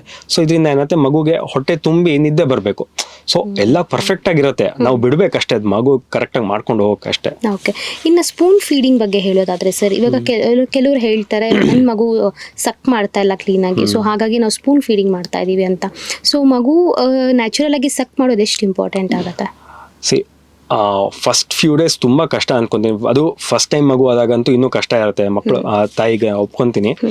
ಬಟ್ ಆ ಪ್ರಯತ್ನನ ಬಿಡಬಾರ್ದು. ಯಾಕಂದ್ರೆ ಫಸ್ಟ್ ಫ್ಯೂ ಡೇಸ್ ನಾವು ಆ ಕಷ್ಟದ ಪರಿಸ್ಥಿತಿನ ಕ್ರಾಸ್ ಮಾಡ್ಬಿಡ್ತು ಅಂದ್ರೆ ಮಗು ಆರಾಮಾಗಿರುತ್ತೆ, ತಾಯಿನೂ ಆರಾಮಾಗಿರ್ತಾರೆ. ಯಾಕಂದ್ರೆ breast feeding is the very easiest and safest and ತುಂಬಾ ಎಕನಾಮಿಕಲ್ ಅಂಡ್ ಟೈಮ್ ಸೇವಿಂಗು. ನಾವು ಸ್ಪೂನಲ್ಲಿ ಕಲೆಕ್ಟ್ ಮಾಡಿ ಅದನ್ನ ಕ್ಲೀನ್ ಮಾಡಿ ಕುಡಿಸೋದು ಅದೆಲ್ಲ ಮಾಡೋದ್ ಬದಲು ಇದು ಈಸಿಯಾಗಿ ಆಗ್ಬಿಡುತ್ತೆ. ಅಂಡ್ ತುಂಬಾ ಕ್ಲೀನ್ ಆಗಿ ಬರುತ್ತೆ, ಹೈಜಿನಿಕ್, ಏನು ಕ್ಲೀನ್ ಮಾಡಬೇಕಾಗಿಲ್ಲ ಏನಿಲ್ಲ. ಯಾಕಂದ್ರೆ ಸ್ಟೆರೈಲ್ ಕ್ಲೀನ್ ಆಗಿ ಬರುತ್ತೆ, ಮಗು ಹೊಟ್ಟೆಗೆ ಒಳಗೋಗುತ್ತೆ. ಫಸ್ಟ್ ಫ್ಯೂ ಡೇಸ್ ಕಷ್ಟ ಒಪ್ಕೊಂತೀನಿ. ಸೊ ಕೆಲವು ಮೆಥಡ್ಸ್ ಇರುತ್ತೆ ಲ್ಯಾಚಿಂಗು, ಅಂದ್ರೆ ಮಗು ಬಾಯಿ ಚೆನ್ನಾಗಿ ತೆಗ್ದಿರ್ಬೇಕು, ತುಟಿಗಳು ಆಚೆ ಬಂದಿರಬೇಕು, ಏರಿಯೋಲಾ ಅಂತೀವಿ, ಸ್ತನದ ಪ್ರಮಾಣ ಅದು ಆಲ್ಮೋಸ್ಟ್ ಕಪ್ಪು ಅಂಶ ಏನಿರುತ್ತೆ ಅದು ಫುಲ್ ಮಗು ಬಾಯಲ್ಲಿ ಇರಬೇಕು. ಅಂಡ್ ಮಗು ಕಂಫರ್ಟಬಲ್ ಆಗಿರ್ಬೇಕು, ತಲೆ ಮತ್ತೆ ಬಾಡಿ ಒಂದೇ ತರ ಇರಬೇಕು. ಸೊ ಈ ತರ ಎಲ್ಲ ಪೊಸಿಷನ್ಸ್ ಎಲ್ಲ ಲ್ಯಾಚಿಂಗ್ ಎಲ್ಲ ಕರೆಕ್ಟ್ ಆಗಿ ಮಾಡ್ತು ಅಂದ್ರೆ 2-3 ದಿನದಲ್ಲಿ ಮಗು ಆರಾಮಾಗಿ ಹಾಲು ಕುಡಿಯೋಕ್ಕೆ ಕಲಿಯುತ್ತೆ. ಅಂಡ್ ಆರಾಮ ಒಂದ್ಸಲ ಕಲ್ತು ಅಂದ್ರೆ ಅದು ಬಿಡಲ್ಲ, ಅದು ಚೆನ್ನಾಗಿ ಹೋಗುತ್ತೆ. ಸೊ ನಾವು ಅದು ಸ್ಟಾರ್ಟಿಂಗ್ ಅಲ್ಲಿ ಅಭ್ಯಾಸ ಮಾಡಿಸ್ಬಿಟ್ರೆ, ಈ ತರ ಸ್ಪೂನ್ ಕುಡಿಸೋದು, ಬಾಟಲ್ ಕೊಡೋದು ಅದೆಲ್ಲ ಮಾಡಿದ್ರೆ ಮಗು ಫುಲ್ ಲೇಸಿ ಆಗ್ಬಿಡುತ್ತೆ, ಇನ್ನು ಕುಡಿಯಲ್ಲ, ಅದು ತಿರ್ಗಾ ನಿಂಪಲ್ ಕನ್ಫ್ಯೂಷನ್ ಆಗಿ ಬಿಟ್ಬಿಡುತ್ತೆ. ಅಂಡ್ ಆಲ್ಸೋ ಎಷ್ಟು ವರ್ಷದವರೆಗೂ ಮಗುವಿಗೆ ತಾಯಿ ಹಾಲು ಮುಖ್ಯವಾಗುತ್ತೆ? ಸೊ 2 ತರ ಬರುತ್ತೆ. ಒಂದು ಎಕ್ಸ್ಕ್ಲೂಸಿವ್ ಬ್ರೆಸ್ಟ್ ಫೀಡಿಂಗ್ ಅಂತೀವಿ, ಇನ್ನೊಂದು ಕಂಟಿನ್ಯೂಡ್ ಬ್ರೆಸ್ಟ್ ಫೀಡಿಂಗ್ ಅಂತೀವಿ. So first exclusive breast feeding ಅಂದ್ರೆ ತಾಯಿ ಹಾಲು ಬಿಟ್ಟು ಇನ್ನೇನು ಒಂದೇ ಒಂದು ಸ್ಪೂನ್ ನೀರು ಕೂಡ ಕುಡಿಸ್ಬಾರ್ದು ಅಂದ್ರೆ up to 6 months. So 6 months ತನಕ ಎಕ್ಸ್ಕ್ಲೂಸಿವ್ ಬ್ರೆಸ್ಟ್ ಫೀಡಿಂಗ್ ಅಂತೀವಿ. ಸೊ 6 ತಿಂಗಳಿಂದ 24 ತಿಂಗಳು ಅಂದ್ರೆ 2 ವರ್ಷ ತುಂಬದ ತನಕ ಮಕ್ಕಳಿಗೆ ಕಂಟಿನ್ಯೂ ಬ್ರೆಸ್ಟ್ ಫೀಡಿಂಗ್ ಅಂತೀವಿ. ಅಂದ್ರೆ ಬ್ರೆಸ್ಟ್ ಫೀಡಿಂಗು ಕೊಡ್ತಾ ಇರಬೇಕು, ಅದಲ್ಲದೆ ಮೇಲ್ಗಡೆ ಕಾಂಪ್ಲಿಮೆಂಟರಿ ಫೀಡ್ ಅಂದ್ರೆ ಮೇಲ್ಗಡೆಯಿಂದ ಬೇರೆ ಸಾಲಿಡ್ ಫುಡ್ ತಿನ್ನಕ್ಕೆ ಸ್ಟಾರ್ಟ್ ಮಾಡಿಸ್ಬೇಕು. ಸೊ 1.5 ಇಂದ 2 ವರ್ಷ ತನಕ ಕಂಪ್ಲೀಟ್ ಆಗ್ತಾರಂಗೆ ನಿಧಾನಕ್ಕೆ ವೀನಿಂಗ್ ಸ್ಟಾಪ್ ಮಾಡಿ ನಿಧಾನ ಕಮ್ಮಿ ಮಾಡ್ಕೊಂಡು ನಿಲ್ಲಿಸ್ಬೇಕಾಗತ್ತೆ ಬ್ರೆಸ್ಟ್ ಫೀಡಿಂಗ್. ಓಕೆ, ನೋಡೋದಾದ್ರೆ ಹುಟ್ಟು ಮಕ್ಕಳಿಗೆ ಜಾಂಡೀಸ್ ಬರುತ್ತೆ. ಸೊ ಈ ಜಾಂಡೀಸ್ ಯಾಕೆ ಬರುತ್ತೆ, ಅದಕ್ಕೆ ಕಾರಣಗಳು ಏನಾಗಿರುತ್ತೆ? ಒಂದು ಜಾಂಡೀಸ್ ಬರೋದು 2 ಕಾರಣ ಇರುತ್ತೆ. ಒಂದು ಫಿಸಿಯೋಲಾಜಿಕಲ್ ಜಾಂಡೀಸ್ ಅಂತೀವಿ, ಇನ್ನೊಂದು ಪ್ಯಾಥಾಲಜಿಕಲ್ ಜಾಂಡೀಸ್ ಅಂತೀವಿ. ಅಂದ್ರೆ ಫಿಸಿಯೋಲಾಜಿಕಲ್ ಅಂದ್ರೆ ನಾರ್ಮಲ್ ಆಗಿ ಬರುವಂತ ಜಾಂಡೀಸ್, ಇದು ನಮಗೆ ಗೊತ್ತು, ಇದು ಬಂದೇ ಬರುತ್ತೆ, ಯಾಕಂದ್ರೆ ಎಲ್ಲ ಮಕ್ಕಳಲ್ಲೂ ಇದು ಕಾಮನ್ ಇದು ಬರುತ್ತೆ ಅಂತ. ಪ್ಯಾಥಾಲಜಿಕಲ್ ಅಂದ್ರೆ ಇದು ಬರಬಾರ್ದಾಗಿತ್ತು, ಯಾಕೆ ಬಂತು ಅಂತ. ಸೊ ಕೆಲವು ಅಂಶ ಅಂದ್ರೆ 1 ದಿನದಿಂದ 7 ದಿನದ ಒಳಗಡೆ ಮಗುಗೆ ಏನಾದ್ರು ಜಾಂಡಿಸ್ ಬಂತು ಅಂದ್ರೆ ಸೊ ಇದು ಫಿಸಿಯೋಲಾಜಿಕಲ್ ಅಂತೀವಿ. ಸೊ ಯಾತಿಗೆ ಬರುತ್ತೆ ಅಂದ್ರೆ, ಒಂದು ಮಕ್ಕಳದು ಲಿವರ್ ಕೆಪಾಸಿಟಿ ತುಂಬಾ ಕಮ್ಮಿ ಇರುತ್ತೆ. ಸೊ ಹುಟ್ಟದ ಈ ಲಿವರ್ ಇನ್ನೂ ಫುಲ್ ಡೆವಲಪ್ ಆಗಿರಲ್ಲ. ಸೊ ಅದಕ್ಕೆ ಒಂದು ಪ್ರಾಬ್ಲಮ್. ಇನ್ನೊಂದು RBCs ಅಂತೀವಿ, ನಮ್ಮ ಬ್ಲಡ್ ಅಲ್ಲಿರೋ ಕೆಂಪು ಕಣಗಳು. ಸೊ ನಮ್ಮ ಕೆಂಪು ಕಣಗಳು ನಾವು ದೊಡ್ಡವರಾಗ್ತಾ ಏನಾಗುತ್ತೆ 90 ದಿನ ತನಕ ಇರುತ್ತೆ ಅದರದ್ದು ಲೈಫ್ ಸ್ಪ್ಯಾನ್. ಬೇರೆ ಮಕ್ಕಳಲ್ಲಿ ತುಂಬಾ ಕಮ್ಮಿ ಇರುತ್ತೆ. ಸೊ ಬೇಗ ನಾಶ ಆಗ್ತಾ ಇರುತ್ತೆ. ಸೊ ಒಂದು ಕೆಂಪು ಕಣಗಳು ಬೇಗ ನಾಶ ಆಗುತ್ತೆ. ಲಿವರ್ ಅದನ್ನ ಕೆಪಾಸಿಟಿ ಇರಲ್ಲ ಅದ್ರದ್ದು ರೀಪ್ಲೇಸ್ ಮಾಡಕ್ಕೆ. ಮೂರನೇದು ಆ ವಾಲ್ಯೂಮ್ ಕೂಡ ಡಿಫ್ರೆಂಟ್ ಇರುತ್ತೆ. ಸೊ ಈ ತರ ಕಾರಣಗಳಿಂದ ಬೇಗ ಜಾಂಡಿಸ್ ಬರುತ್ತೆ ಮಕ್ಕಳಿಗೆ. And it is normal. Jaundice normal ಆಗಿ ಬಂದೇ ಬರುತ್ತೆ, ಎಲ್ಲ ಮಕ್ಳಿಗೂ ಇಷ್ಟು ಪ್ರಮಾಣದಲ್ಲಿ ಬರುತ್ತೆ. ಆ ಪ್ರಮಾಣ ಕ್ರಾಸ್ ಆಯಿತು ಅಂದರೆ ಮಾತ್ರ ಲೈಟಲ್ಲಿ ಇಡಬೇಕಾಗತ್ತೆ, ಅಂದರೆ ಫೋಟೋಥೆರಪಿ ಅಂತೀವಿ. ಸೊ ಆ ಲೈಟಲ್ಲಿ ಇಡಬೇಕಾಗತ್ತೆ. ಇಲ್ಲಾಂದರೆ ಎಲ್ಲ ಮಕ್ಳಿಗೂ ಫೋಟೋಥೆರಪಿ ಆ ಲೈಟ್ ಅಂಶ ಬೇಕಾಗಲ್ಲ. ಓಕೆ. ಹುಟ್ಟು ಮಗು ಅಲ್ಲದೆ ಸರ್, ಈಗ ನಾರ್ಮಲ್ ಆಗಿ ಗ್ರೋಯಿಂಗ್ ಸ್ಟೇಜಲ್ಲಿ ಸಹ ಜಾಂಡೀಸ್ ಬರುತ್ತೆ. ಸೊ ಇದೊಂದು ಪ್ರಿಕಾಷನ್ ಹೇಗೆ ತಗೋಬೇಕು ಆ್ಯಂಡ್ ಯಾವಾಗ ಡಾಕ್ಟರ್ನ ಕನ್ಸಲ್ಟ್ ಮಾಡಬೇಕು? ಸೊ ಈಗ ಹುಟ್ಟು ಮಗಲ್ದೆ ನಾರ್ಮಲ್ ಮಕ್ಕಳಿಗೆ ಜಾಂಡಿಸ್ ಬಂತು ಅಂದರೆ ನೋಡಬೇಕು ಯಾವುದೇ ಕಾರಣದಿಂದ ಬರುತ್ತೆ ಅಂತ. ಸೊ ಜಾಂಡಿಸ್ ಬರೋದು ಒಂದು ರಕ್ತ ಕಾಯಿಲೆಗಳಿಂದ ಬರುತ್ತೆ, ಒಂದು ಲಿವರ್ ಕಾಯಿಲೆಗಳಿಂದ ಬರುತ್ತೆ, ಅಥವಾ ಕರಳಿನ ಕಾಯಿಲೆ, ಬೇರೆ ಏನಾದರೂ ಅಬ್ಡಾಮಿನಲ್ ಆರ್ಗನ್ಸಿಂದ ಏನಾದ್ರು ಬರ್ತಿದೆಯಾ ಅಂತ ನೋಡಬೇಕಾಗತ್ತೆ. ಸೊ ಒಂದು ಡೆಫಿನೆಟ್ಲಿ ಒಂದ್ಸಲ ಜಾಂಡಿಸ್ ಬಂತು, ಫೀವರ್ ಏನೋ ಜ್ವರ ಬರ್ತಿದ್ಯಾ, ಜ್ವರ ಬರ್ತಿಲ್ವಾ, ಹೊಟ್ಟೆ ಊದ್ಕೊಂತಿದ್ಯಾ, ಆ್ಯಂಡ್ ಅಲ್ಲದೆ ಏನಾದ್ರು ಬೇರೆ ರೀಸನ್ಸ್, ಏನಾದ್ರು ಬ್ಲಡ್ ಲಾಸ್ ಆಗ್ತಿದ್ಯಾ, ಏನಾದ್ರು ತುಂಬ ಬೇರೆ ಅಂಗಗಳೇನಾದ್ರು ಊದ್ಕೊಂತಿದ್ಯಾ, ಈ ಥರ ಎಲ್ಲ ನೋಡ್ಕೊಂಡು ಡಿಸೈಡ್ ಮಾಡ್ಬೇಕಾಗತ್ತೆ. ಸೊ ಇದಷ್ಟು ಸಿಂಪ್ಟಮ್ಸ್ ಆಗಿರುತ್ತೆ. ಹೌದು. ಸೊ ಜಾಂಡಿಸ್ ಬಂದ ತಕ್ಷಣ ಫಸ್ಟ್ ಹೋಗಿ ತೋರಿಸ್ಕೋಬೇಕಾ ಡಾಕ್ಟರ್ಗೆ, ಎನಿ ಮಕ್ಕಳಾದ್ರು. ಯಾಕಂದ್ರೆ ನಾರ್ಮಲಿ ಏನು ಇನ್ಫೆಕ್ಟಿವ್ ಹೆಪಟೈಟಿಸ್ ಅಂತೀವಿ, ಅದು ಇನ್ಫೆಕ್ಷನ್ ಇಂದ ಬಂದಿದೆ ಅಂದ್ರೆ ಏನು ಹೆದರ್ಕೊಳ್ಳೋಂಥದ್ದಿಲ್ಲ. ಬಟ್ ಅದಲ್ಲದೆ ಬೇರೆ ಸಮಸ್ಯೆಗಳಿಂದ ಬಂತು ಅಂದ್ರೆ ಡೆಫಿನೆಟ್ಲಿ ಟ್ರೀಟ್ಮೆಂಟ್ ಬೇಕಾಗತ್ತೆ. ಓಕೆ. ಆ್ಯಂಡ್ ನಾನು ನೆಕ್ಸ್ಟ್ ನೋಡೋದಾದರೆ ಮಕ್ಕಳಿಗೆ ವ್ಯಾಕ್ಸಿನೇಷನ್ ತುಂಬ ಇಂಪಾರ್ಟೆಂಟ್. ಸೊ ಈ ವ್ಯಾಕ್ಸಿನೇಷನಿಂದ ಬೆನಿಫಿಟ್ಸ್ ಏನಿದೆ ಮಗು ಆರೋಗ್ಯಕ್ಕೆ, ಆ್ಯಂಡ್ ಎಷ್ಟು ತಿಂಗಳಿಗೊಮ್ಮೆ ವ್ಯಾಕ್ಸಿನೇಷನ್ ಕಂಪಲ್ಸರಿ ಹಾಕ್ಕೊಳ್ಳೇಬೇಕು? ಸೊ ವ್ಯಾಕ್ಸಿನೇಷನ್ ಅಂತೂ ತುಂಬ ಇಂಪಾರ್ಟೆಂಟು. ನಾವು ಒಂದು ಕಾಲದಲ್ಲಿ ನೋಡ್ತಿದ್ವಿ ಮಕ್ಕಳಿಗೆ ಬರೀ ಈ ಡಯರಿಯಾ ಬಂದೇ ಎಷ್ಟೊಂದು ಜನ ಮಕ್ಕಳು ಹೊರಟೋಗ್ತಿದ್ರು, ನಿಮೋನಿಯಾಯಿಂದ ಎಷ್ಟು ಮಕ್ಕಳು ಹೋಗಿದ್ದಾರೆ. ಆ್ಯಂಡ್ ಪೋಲಿಯೋ ಮೊದಲು ಒಂದು 30-40 ವರ್ಷದ ಕೆಳಗಡೆ ಎಷ್ಟು ಜನಗಳಿಗೆ ಪೋಲಿಯೋ ಬಂದು ಇವಾಗಲೂ ಸಫರ್ ಮಾಡ್ತಿದ್ದಾರೆ, ನಡೆಯೋಕ್ಕಾಗಲ್ಲ, ಕಾಲೆಲ್ಲ ಸೊಟ್ಟಾಗಿರುತ್ತೆ. ಬಟ್ ಇವಾಗ ಪೋಲಿಯೋ ನಾವು ಎರಾಡಿಕೇಟ್ ಮಾಡಿದ್ದೀವಿ ಆಲ್ಮೋಸ್ಟ್ ಇಂಡಿಯಾಯಿಂದ.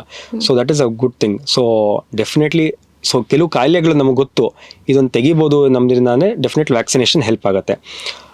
ಆ್ಯಂಡ್ ಸಿಂಪಲ್ ಥಿಂಗ್ಸ್ ಅಂದರೆ ಇವಾಗ ಬರೋ ಡಯರಿಯಾಯಿಂದ, ಮೊದಲಾದ್ರೆ ಡಯರಿಯಾ ಬಂತು ಅಂದರೆ ಅಡ್ಮಿಟ್ ಮಾಡಬೇಕಾಯಿತು, ಇಂಜೆಕ್ಷನ್ ಹಾಕಿ ಸಲೈನ್ ಎಲ್ಲ ಕೊಡಬೇಕಾಯಿತು. ಇವಾಗ ರೋಟಾ ವೈರಸ್ ವ್ಯಾಕ್ಸಿನ್ ಬಂದಿದೆ. ಸೊ ಅದು ಬಂದಾಗಿಂದ ಎಷ್ಟು ಪ್ರಮಾಣದಲ್ಲಿ ಕಮ್ಮಿ ಆಗಿದೆ. ಬರುತ್ತೆ ಇವಾಗಲೂ ಮಕ್ಳಿಗೆ ಡಯರಿಯಾ ಬರುತ್ತೆ, ಬಟ್ ಯಾರಿಗೂ ಅಡ್ಮಿಷನ್ ಬೇಕಾಗಲ್ಲ. 1-2 ದಿನ ಮನೆಯಲ್ಲೇ ಮ್ಯಾನೇಜ್ ಮಾಡಿದ್ರೆ ಸರಿ ಹೋಗುವಂಥ ಪರಿಸ್ಥಿತಿಗಿದ್ದಾರೆ. ಆ್ಯಂಡ್ ಹಂಗೆ ನಿಮೋನಿಯಾ ಎಷ್ಟು ಮಕ್ಕಳು ಹೊರಟೋಗ್ತಿದ್ರು ಬಿಕಾಸ್ ಆಫ್ ಎಷ್ಟು ಏನೇ ಟ್ರೈ ಮಾಡಿದ್ರು ಆಗ್ತಿರಲಿಲ್ಲ. ಬಟ್ ಇವಾಗ ನಿಮೋಕಾಕಲ್ ವ್ಯಾಕ್ಸಿನ್ ಬಂದಿದೆ. ಸೊ ಇದು ಬಂದಿರೋದ್ರಿಂದ ಪ್ರಮಾಣಗಳು ತುಂಬ ಕಮ್ಮಿಯಾಗಿದೆ. ಸೊ ಡೆಫಿನೆಟ್ಲಿ ಇವಾಗ ಪ್ರಿವೆಂಟಬಲ್ ಡಿಸೀಸ್ ನಮ್ಗೆ ಗೊತ್ತು, ಇದರಿಂದ ನಮಗೆ ಪ್ರಿವೆಂಟ್ ಮಾಡ್ಬೋದು ಅಂದರೆ ಡೆಫಿನೆಟ್ಲಿ ಪ್ರಿವೆನ್ಷನ್ ತೊಗೋಬೇಕು. ಇವಾಗ ನಾವು ಸಿಂಪಲ್ ಆಗಿ ಹೇಳಬೇಕು ಅಂದರೆ ಇವಾಗ ಸಕ್ಕರೆ ಅಥವಾ ಜಂಕ್ ಪದಾರ್ಥಗಳು ತಿಂದು ಮರಿ ಮಲ್ಕೊಂಡೇ ಇದ್ರೆ ನಮ್ಗೆ ಗೊತ್ತು ಡಯಾಬಿಟೀಸ್ ಬರುತ್ತೆ ಅಂತ. ಸೊ ಅದನ್ನು ಪ್ರಿವೆಂಟ್ ಮಾಡೋಕ್ಕಾಗತ್ತಾ? ಎಸ್. ಒಳ್ಳೆ ಆಹಾರ ತಿಂದು ಲೈಫ್ ಸ್ಟೈಲ್ ಚೆನ್ನಾಗಿತ್ತು ಅಂದರೆ ಡಯಾಬಿಟೀಸು, ಹೈಪರ್ ಟೆನ್ಷನ್ ಪ್ರಿವೆಂಟ್ ಮಾಡ್ಬೋದು. ಸೊ ಕಾಯಿಲೆ ಬರ್ಸ್ಕೊಂಡು ಯಾಕೆ ಅನುಭವಿಸ್ಬೇಕು, ಅದ್ಮೇಲೆ ಪ್ರಿವೆಂಟೇ ಮಾಡ್ಬೋದಲ್ಲ, ಆಯ್ತಾ? ಸೊ ಹಾಗೆ ವ್ಯಾಕ್ಸಿನ್ ಕೂಡ ಒಂದೇ ಒಂದು ವ್ಯಾಕ್ಸಿನಿಂದ ನೀವು ಪ್ರಿವೆಂಟ್ ಮಾಡ್ಬೋದು. ಇಡೀ ಮಗುನ ಹಾಸ್ಪಿಟಲ್ಗೆ ಅಡ್ಮಿಟ್ ಮಾಡೋದು, ICU ಹಾಕೋದು, ಏನಾದರೂ ಜೀವಕ್ಕೆ ತೊಂದರೆ ಆಗೋದು, ಇದೆಲ್ಲ ಪ್ರಿವೆಂಟ್ ಮಾಡ್ಬೋದು ಅಂದರೆ ಡೆಫಿನೆಟ್ಲಿ ಬೆಸ್ಟ್ ಆಪ್ಷನ್ ವ್ಯಾಕ್ಸಿನ್ ತೊಗೋಬೋದು. ಸೊ ವ್ಯಾಕ್ಸಿನೇಷನ್ಲು 2 ಥರ ಇರುತ್ತೆ, ಒಂದು ಗೌರ್ಮೆಂಟ್ ವ್ಯಾಕ್ಸಿನ್ಸು, ಪ್ರೈವೇಟ್ ವ್ಯಾಕ್ಸಿನ್ಸ್ ಇರುತ್ತೆ. ಗೌರ್ಮೆಂಟಲ್ಲಿ most of the vaccines cover ಆಗಿರುತ್ತೆ, ಏನು ಇಂಪಾರ್ಟೆಂಟ್ ವ್ಯಾಕ್ಸಿನ್ಸ್ ಎಲ್ಲ ಕವರ್ ಆಗಿರುತ್ತೆ. ಅಡಿಷ್ನಲ್ ಆಪ್ಷನಲ್ ವ್ಯಾಕ್ಸಿನ್ಸು ಬೇಕಾದ ಪ್ರೈವೇಟಲ್ಲೂ ಹಾಕ್ಸ್ಕೊಬೋದು ಬೇಕು ಅಂದರೆ. ಸೊ ಅದು ಟೈಮ್ ಲೈನೇ ಡಿಫ್ರೆಂಟ್ ಚಾರ್ಟ್ ಅಂತ ಇರುತ್ತೆ, ನೀವು ಯಾವ್ದು ಫಾಲೋ ಮಾಡ್ತೀರಾ ಆ ಥರ ಚಾರ್ಟ್ ಹೋಗುತ್ತೆ. ಓಕೆ. ಆ್ಯಂಡ್ ಈಗ ವ್ಯಾಕ್ಸಿನೇಷನ್ ತೊಗೊಂಡಿಲ್ಲ ಅಂದರೆ ಏನಾದರೂ ಮಕ್ಕಳಿಗೆ ಅಂದರೆ ಇನ್ನರ್ ಹೆಲ್ತ್ ಅಂತಲ್ಲ, ಅಂದರೆ ಔಟ್ಸೈಡ್ ಆಫ್ ದ ಬಾಡಿ ಏನಾದರೂ ಲೈಕ್ ಫಿಸಿಕಲಿ ಏನಾದರೂ ಪ್ರಾಬ್ಲಮ್ ಕಾಣ್ಬರುತ್ತಾ? ಫಿಸಿಕಲ್ ಹೆಲ್ತ್ ಡೆಫಿನೆಟ್ಲಿ ಅಫೆಕ್ಟ್ ಆಗುತ್ತೆ ವ್ಯಾಕ್ಸಿನೇಷನ್ ತೊಗೊಂಡಿಲ್ಲ ಅಂದರೆ. ಸೊ ಚಾನ್ಸಸ್ ಅಂದರೆ ಇವಾಗ ವ್ಯಾಕ್ಸಿನ್ ತೊಗೊಂಡಿರೋ ಮಗುಗೆ, ವ್ಯಾಕ್ಸಿನ್ ತೊಗೊಳ್ದಿರೋ ಮಗುಗೆ, ಇವಾಗ ಫಾರ್ ಎಕ್ಸಾಂಪಲ್ ಸಿಂಪಲ್ ನಿಮೋನಿಯಾ ಬಂತು ಅಂದ್ಕೊಳ್ಳಿ. ಸೊ ಒಂದು ವ್ಯಾಕ್ಸಿನ್ ತೊಗೊಂಡಿತ್ತು ಅಂದರೆ ಸಿಂಪಲ್ ನೆಗಡಿ ಕೆಮ್ಮು ಬರುತ್ತೆ, 1-2 ದಿನ ಇರುತ್ತೆ, ಮಾತ್ರೆ ತೊಗೊಂಡ್ರೆ ಹೊರಟೋಗುತ್ತೆ. ಬಟ್ ಅದೇ ವ್ಯಾಕ್ಸಿನ್ ತೊಗೊಳ್ಳಿಲ್ಲ ಅಂದರೆ ಆ ನೆಗಡಿ ಕೆಮ್ಮು ನಿಮೋನಿಯಾಗೋ ಆ್ಯಂಡ್ ಲಂಗ್ಸ್ಗೆ ಹೋಗೋ, ಶ್ವಾಸಕೋಶಕ್ಕೆ ಹೋಗೋ ಚಾನ್ಸಸ್ ಜಾಸ್ತಿ ಆಗುತ್ತೆ. ಅದಲ್ಲದೆ ಶ್ವಾಸಕೋಶದಿಂದ ರಕ್ತ ನಾಳಗೂ ಹೋಗುತ್ತೆ. ಸೊ ಕೆಲವು ಸಲ ಮೆದುಳು ಕೂಡ ಹೋಗುತ್ತೆ. ಸೊ ಈ ಥರ ಹೋಯ್ತು ಅಂದರೆ ಅಡ್ಮಿಷನ್ ಆಗಬೇಕಾಗತ್ತೆ, ICUಗೆ ಹೋಗ್ಬೇಕಾಗತ್ತೆ, 14 ದಿನದಿಂದ 21 ದಿನ ಇಂಜೆಕ್ಷನ್ ತೊಗೋಬೇಕಾಗತ್ತೆ. ಸೊ ಈ ಪರಿಸ್ಥಿತಿಗಳನ್ನೆಲ್ಲ ಅವಾಯ್ಡ್ ಮಾಡ್ಬೋದು ವ್ಯಾಕ್ಸಿನ್ ತೊಗೊಂಡ್ರೆ. ಓಕೆ. ಇನ್ನು 2 ವರ್ಷ ಮಕ್ಕಳಿಗೆ ನೋಡೋದಾದರೆ ಸರ್, ಅಂದರೆ below 2 years. So below 2 years ಏನಾದ್ರು ಮಕ್ಕಳಿಗೆ ಆಗಾಗ ಶೀತ ಆಗ್ತಿದೆ, ನೆಗಡಿ ಆಗ್ತಿದೆ ಅನ್ನೋಂಗಿದ್ರೆ ಮನೇಲಿ ಏನಾದ್ರು ಪ್ರಿಕಾಷನ್ಸ್ ತೊಗೋಬೋದಾ ಅಥವಾ ಡಾಕ್ಟರ್ನ ಕನ್ಸಲ್ಟ್ ಮಾಡಬೇಕಾ? ಸೊ ಒಂದು ಮಕ್ಕಳಿಗೆ 1 ವರ್ಷ 1.5 ವರ್ಷ ಆದಮೇಲೆ ಒಂದ್ಸಲ ಈ ಕ್ರೀಚು ಅಥವಾ ಈ ಪ್ಲೇ ಹೋಮ್ಸ್ಗೆಲ್ಲ ಬಿಡಕ್ಕೆ ಸ್ಟಾರ್ಟ್ ಮಾಡಿದ್ಮೇಲೆ ಈ ನೆಗಡಿ ಕೆಮ್ಮು ಅನ್ನೋದು ತುಂಬ common. I am talking about below 2 years. So usually ಅಷ್ಟು ಫ್ರೀಕ್ವೆಂಟ್ ಆಗಲ್ಲ, ಬಟ್ ಬರಕ್ಕೆ ಸ್ಟಾರ್ಟ್ ಆಯಿತು ಅಂದರೆ ಸಿಂಪಲ್ ಆಗಿ ನೆಗಡಿ ಕೆಮ್ಮು ಬಂತು, ಬರೀ ಮೈಲ್ಡಾಗಿ ಫೀವರ್ ಇದೆ ಅಂದರೆ okay, may be viral infections ಥರ ಇರುತ್ತೆ, ಮನೆ ಮದ್ದುಗಳಲ್ಲಿ ಕಮ್ಮಿ ಆಗುತ್ತೆ, ವೆಯ್ಟ್ ಮಾಡ್ಬೋದು. ಇನ್ ಕೇಸ್ ನಿಮಗೆ ಒಂದು 2-3 ದಿನ ಅಂದರೂ ಜ್ವರ ಕಮ್ಮಿ ಆಗ್ತಿಲ್ಲ, ಕೆಮ್ಮು ತುಂಬ ಜಾಸ್ತಿ ಆಗ್ತಿದೆ, ತುಂಬ ಸೆಕ್ರೇಷನ್ಸ್ ಎಲ್ಲ ಜಾಸ್ತಿ ಬರ್ತಿದೆ, ಡೆಫಿನೆಟ್ಲಿ ಉಸಿರಾಟದ ರೇಟಲ್ಲಿ ಏನೋ ಜಾಸ್ತಿ ತೊಂದರೆ ಆಗ್ತಿದೆ, ಉಸಿರಾಟದಲ್ಲಿ ನಾಯ್ಸ್ ಬರ್ತಿದೆ, ವೀಸಿಂಗ್ ಥರ ಎಲ್ಲ ಬರ್ತಿದೆ, ಇಮಿಡಿಯೇಟ್ಲಿ ಡಾಕ್ಟ್ರು ತೋರಿಸ್ಕೋಬೇಕಾಗತ್ತೆ. ಅಂಡ್ ಇನ್ನು ಡೈಪರ್ಸ್ ಬಗ್ಗೆ ಮಾತಾಡೋದಾದ್ರೆ ಸರ್, ಮುಂಚೆ ಎಲ್ಲರೂ ಮಗುನ ಹೊರಗಡೆ ಕರ್ಕೊಂಡು ಹೋಗ್ಬೇಕಂದ್ರೆ ಡೈಪರ್ಸ್ ಹಾಕ್ತಿದ್ರು. ಬಟ್ ಈಗ ಕಾಲ ಚೇಂಜ್ ಆಗಿದೆ. ಸೊ ಮನೇಲಿ 24/7 ಡೈಪರ್ಸ್ ಅಲ್ಲೇ ಬಿಟ್ಟಿರ್ತಾರೆ. ಸೊ ಈ ಒಂದು ಡೈಪರ್ಸ್ 24/7 ಹಾಕೋದ್ರಿಂದ ಮಗು ಒಂದು ಸ್ಕಿನ್ ಅಥವಾ ಒಂದು ಲೈಕ್ ಸ್ಕಿನ್ಗೆ ಸಂಬಂಧಪಟ್ಟಿರೋ ಹಾಗೆ ಏನಾದ್ರು ರ್ಯಾಷಸ್ ಆಗುತ್ತಾ ಅಥವಾ ಸ್ಕಿನ್ ಅಲರ್ಜೀಸ್ ಆಗುತ್ತಾ? ಸಮಥಿಂಗ್ ಕಾಲ್ಡ್ ಅಲರ್ಜಿಕ್ ಡರ್ಮಟೈಟಿಸ್ ಅಂತೀವಿ, ಡೈಪರ್ ಡರ್ಮಟೈಟಿಸ್ ಅಂತೀವಿ, ಅಂಡ್ ಫಂಗಲ್ ಇನ್ಫೆಕ್ಷನ್. ಸೊ ಇದೆಲ್ಲ ವೆರಿ ಕಾಮನ್. ಏನಾಗುತ್ತೆ, ನಾವು ಡೈಪರ್ ಹಾಕಿದಾಗ ನಮ್ಗೆ ಗೊತ್ತಾಗಲ್ಲ ಅದು ತೇವಾಂಶ ಇದೆಯೋ ಇಲ್ವೋ ಅಂತ. ನಾವೇ ತೆಗೆದು ನೋಡೋ ತನಕ ಗೊತ್ತಾಗ್ತಿರಲ್ಲ. ಸೊ ಮಗು ಒಂದ್ 2-3 ಸಲ ಸುಸು ಮಾಡ್ಕೊಂಡಿರುತ್ತೆ, ಕೆಲವು ಸಲ ಕಕ್ಕನ ಮಾಡ್ಕೊಂಡಿರುತ್ತೆ, ಹೇಳಲ್ಲ, ಅದು ಲೈಟ್ ಆಗಿ ಮಾಡ್ಕೊಂಡು ಬಿಟ್ಬಿಟ್ಟಿರುತ್ತೆ. ಸೊ ನಾವು ಒಂದು 4 ಗಂಟೆ 5 ಗಂಟೆ ಆದ್ಮೇಲೆ ಚೆಕ್ ಮಾಡ್ತೀವಿ, ಅವಾಗ ಮಾಡ್ಕೊಂಡಾಗ ತೆಗಿತೀವಿ. ಬಟ್ ಅದೇ ರಿಪೀಟೆಡ್ ಆದಾಗ ಏನಾಗುತ್ತೆ, ಆ ತೇವಾಂಶದಿಂದ ಸ್ಕಿನ್ನು ಬ್ರೇಕ್ ಆಗ್ತಾ ಬರುತ್ತೆ, ರ್ಯಾಷಸ್ ಆಗುತ್ತೆ. ಅದನ್ನ ಹಂಗೆ ಬಿಟ್ಟಾಗ ಏನಾಗುತ್ತೆ, ಉಜ್ಕೊಂಡು ಕೆರ್ಕೊಂಡಾಗ ಮಾಡಿದಾಗ ಇನ್ಫೆಕ್ಷನ್ ಆಗೋ ಚಾನ್ಸಸ್ ಇರುತ್ತೆ. ಸೊ ಫಂಗಲ್ ಇನ್ಫೆಕ್ಷನ್ ಆಗುತ್ತೆ. ಸೊ ನಾವು ಹೇಳೋದು ಡೈಪರ್ ಫ್ರೀ ಟೈಮ್ ಅಂತ ಕೊಡಲೇಬೇಕಾಗುತ್ತೆ. ಯೂಶಲಿ ಮಲ್ಕೊಳ್ಳುವಾಗ ಅಥವಾ ಆಚೆ ಹೋಗುವಾಗ ಓಕೆ ಅಕ್ಸೆಪ್ಟಬಲ್, ಡೈಪರ್ ಹಾಕೊಂಡು ಹೋಗ್ಬೇಕು. ಆ್ಯಂಡ್ ಅದನ್ನು ಎವ್ರಿ 3 to 4 hours ಒಂದ್ಸಲ ಚೇಂಜ್ ಮಾಡಬೇಕು, ಅದನ್ನು ಹಾಗೆ ಬಿಟ್ಬಿಡ್ಬಾರ್ದು. ಬಟ್ ಮನೇಲಿರುವಾಗ ನಿಮ್ಗೆ ಗೊತ್ತು, ಆಟ ಆಡ್ತೀಯ ಮಗು, ಆ್ಯಂಡ್ ಏನು ತೊಂದರೆ ಇಲ್ಲ ಅಂದರೆ, ಏನು ಪ್ಲಾನ್ ಇಲ್ಲ ಅಂದರೆ ಅವತ್ತಿಂದ ದಯವಿಟ್ಟು ಲಂಗೋಟಿ ಹಾಕಿ, ಕಾಟನ್ ಬಟ್ಟೆಗಳಾಕಿ ಬಿಟ್ಬಿಡಿ. ಒಂದ್ಸಲ ಆಯ್ದು ಪರವಾಗಿಲ್ಲ ಅಂದರೆ ರೀಪ್ಲೇಸ್ ಚೇಂಜ್ ಮಾಡ್ತಾ ಇರಬೇಕು. ಇವಾಗಲೂ ಕಾಟನ್ ಡೈಪರ್ಸು ಬರ್ತಿದೆ ಇವಾಗ. ಸೊ 1-2 ಸಲ ಅಟ್ಲೀಸ್ಟ್ ಅದು ಏನು ಟಾಯ್ಲೆಟ್ನ ಹಿಡ್ಕೊಳತ್ತೆ ಅದನ್ನ. ಸೊ ಅಂಥದ್ದು ಯೂಸ್ ಮಾಡ್ಬೋದು.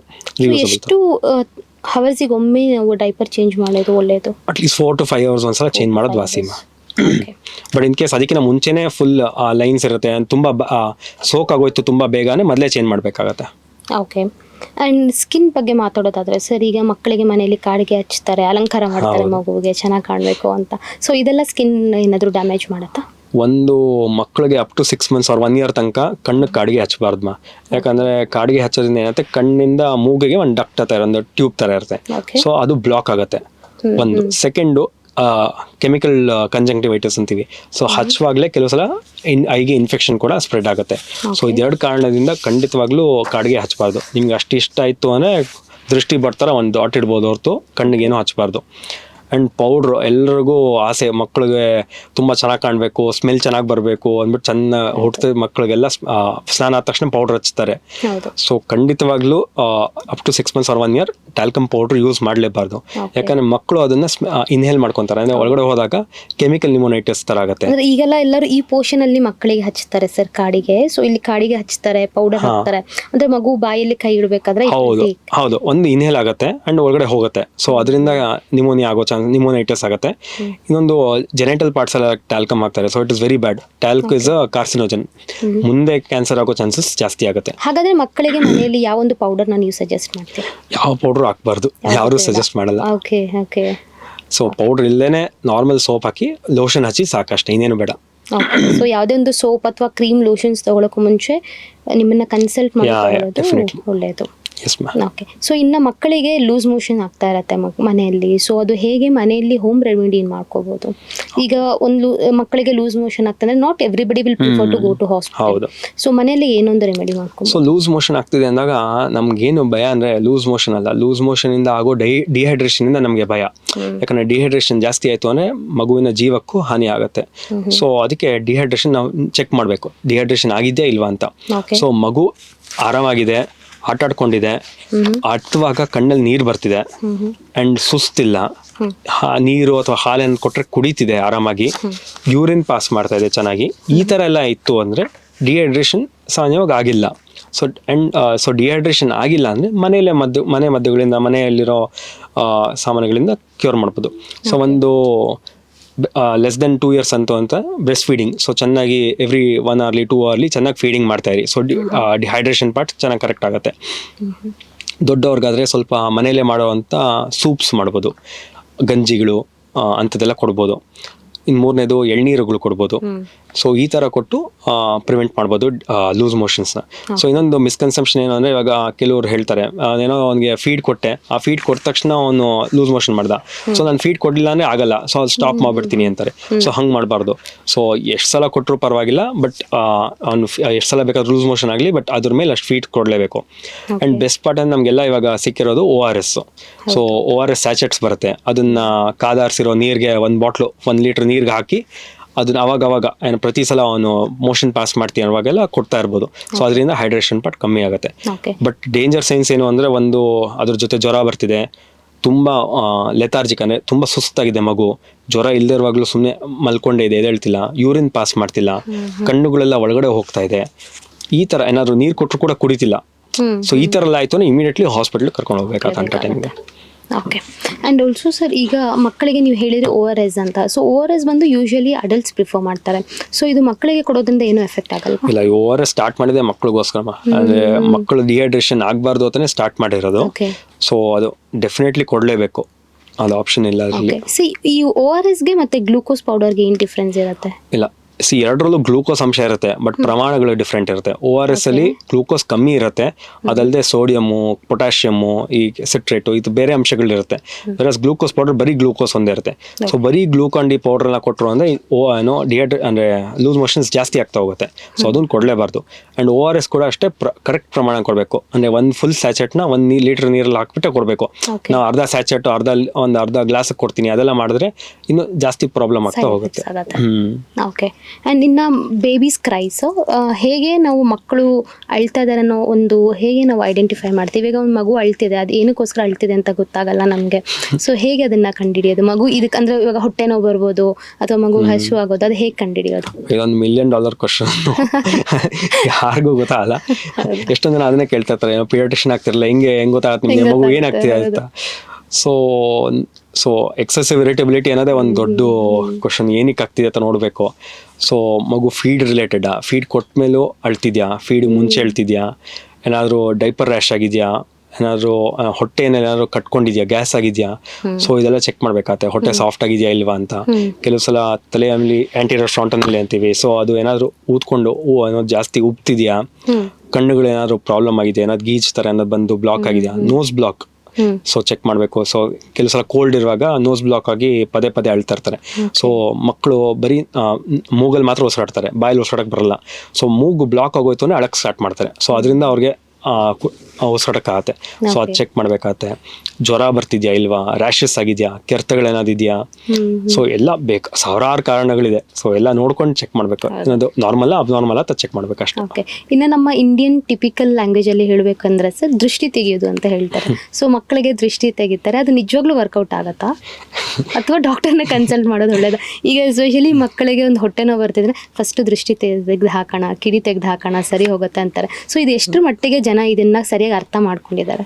ಸರಿ, ಅದೇ ಹೇಳಿದ್ದು, ಏನೋ ಸುಮ್ಮನೆ ಅವಾಗವಾಗ ಕ್ರ್ಯಾಂಕಿನೆಸ್ಸಿಂದ ಸುಮ್ಮನೆ ಅಳ್ತಿದೆ, ಅಥವಾ ಏನೋ ಗ್ಯಾಸಿಂದ ಏನೋ ಸ್ವಲ್ಪ ನೋವು ಅಳ್ತಿದೆ, ಒಂದು ಫ್ಯೂ ಮಿನಿಟ್ಸಲ್ಲಿ ಸುಮ್ಮನೆ ಆಗ್ತಿದೆ, ಮಗು ಆರಾಮಾಗಿದೆ, ಆಟ ಆಡ್ತಿದೆ, ಫೀಡಿಂಗ್ ತೊಗೊತಿದೆ, ಮಲ್ಕೊಂತಿದೆ, ಇದೆಲ್ಲ ಚೆನ್ನಾಗಿದೆ ಅಂದರೆ ನೀವೇನು ಬೇಕಾದ್ರೆ ಮನೇಲಿ ಮಾಡ್ಕೋಬೋದು, ಅದೇನು ನಂಗೇನು ಪ್ರಾಬ್ಲಮ್ ಇಲ್ಲ.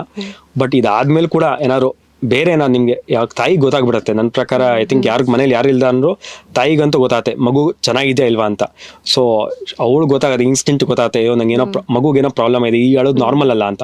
ಸೊ ಡೆಫಿನೆಟ್ಲಿ ಆ ಟೈಮಲ್ಲಿ ಕರ್ಕೊಂಬನ್ನಿ ಹಾಸ್ಪಿಟ್ಲಿಗೆ ಅಂತ. ಸರ್, ಇನ್ನು ನೋಡೋದಾದ್ರೆ ಈಗ ನ್ಯೂ ಪೇರೆಂಟ್ಸ್ ಬಗ್ಗೆ ಹೇಳೋದಾದ್ರೆ, ಅವರು ಏನೇ ಒಂದು ಈಗ ಸಮಸ್ಯೆ ಬರಲಿ ಫಸ್ಟ್ ಡಾಕ್ಟರ್ ಹತ್ರ ಹೋಗೋಕ್ಕಿಂತ ಮುಂಚೆ ಗೂಗಲ್ ಮಾಡಿ ನೋಡ್ತಾರೆ.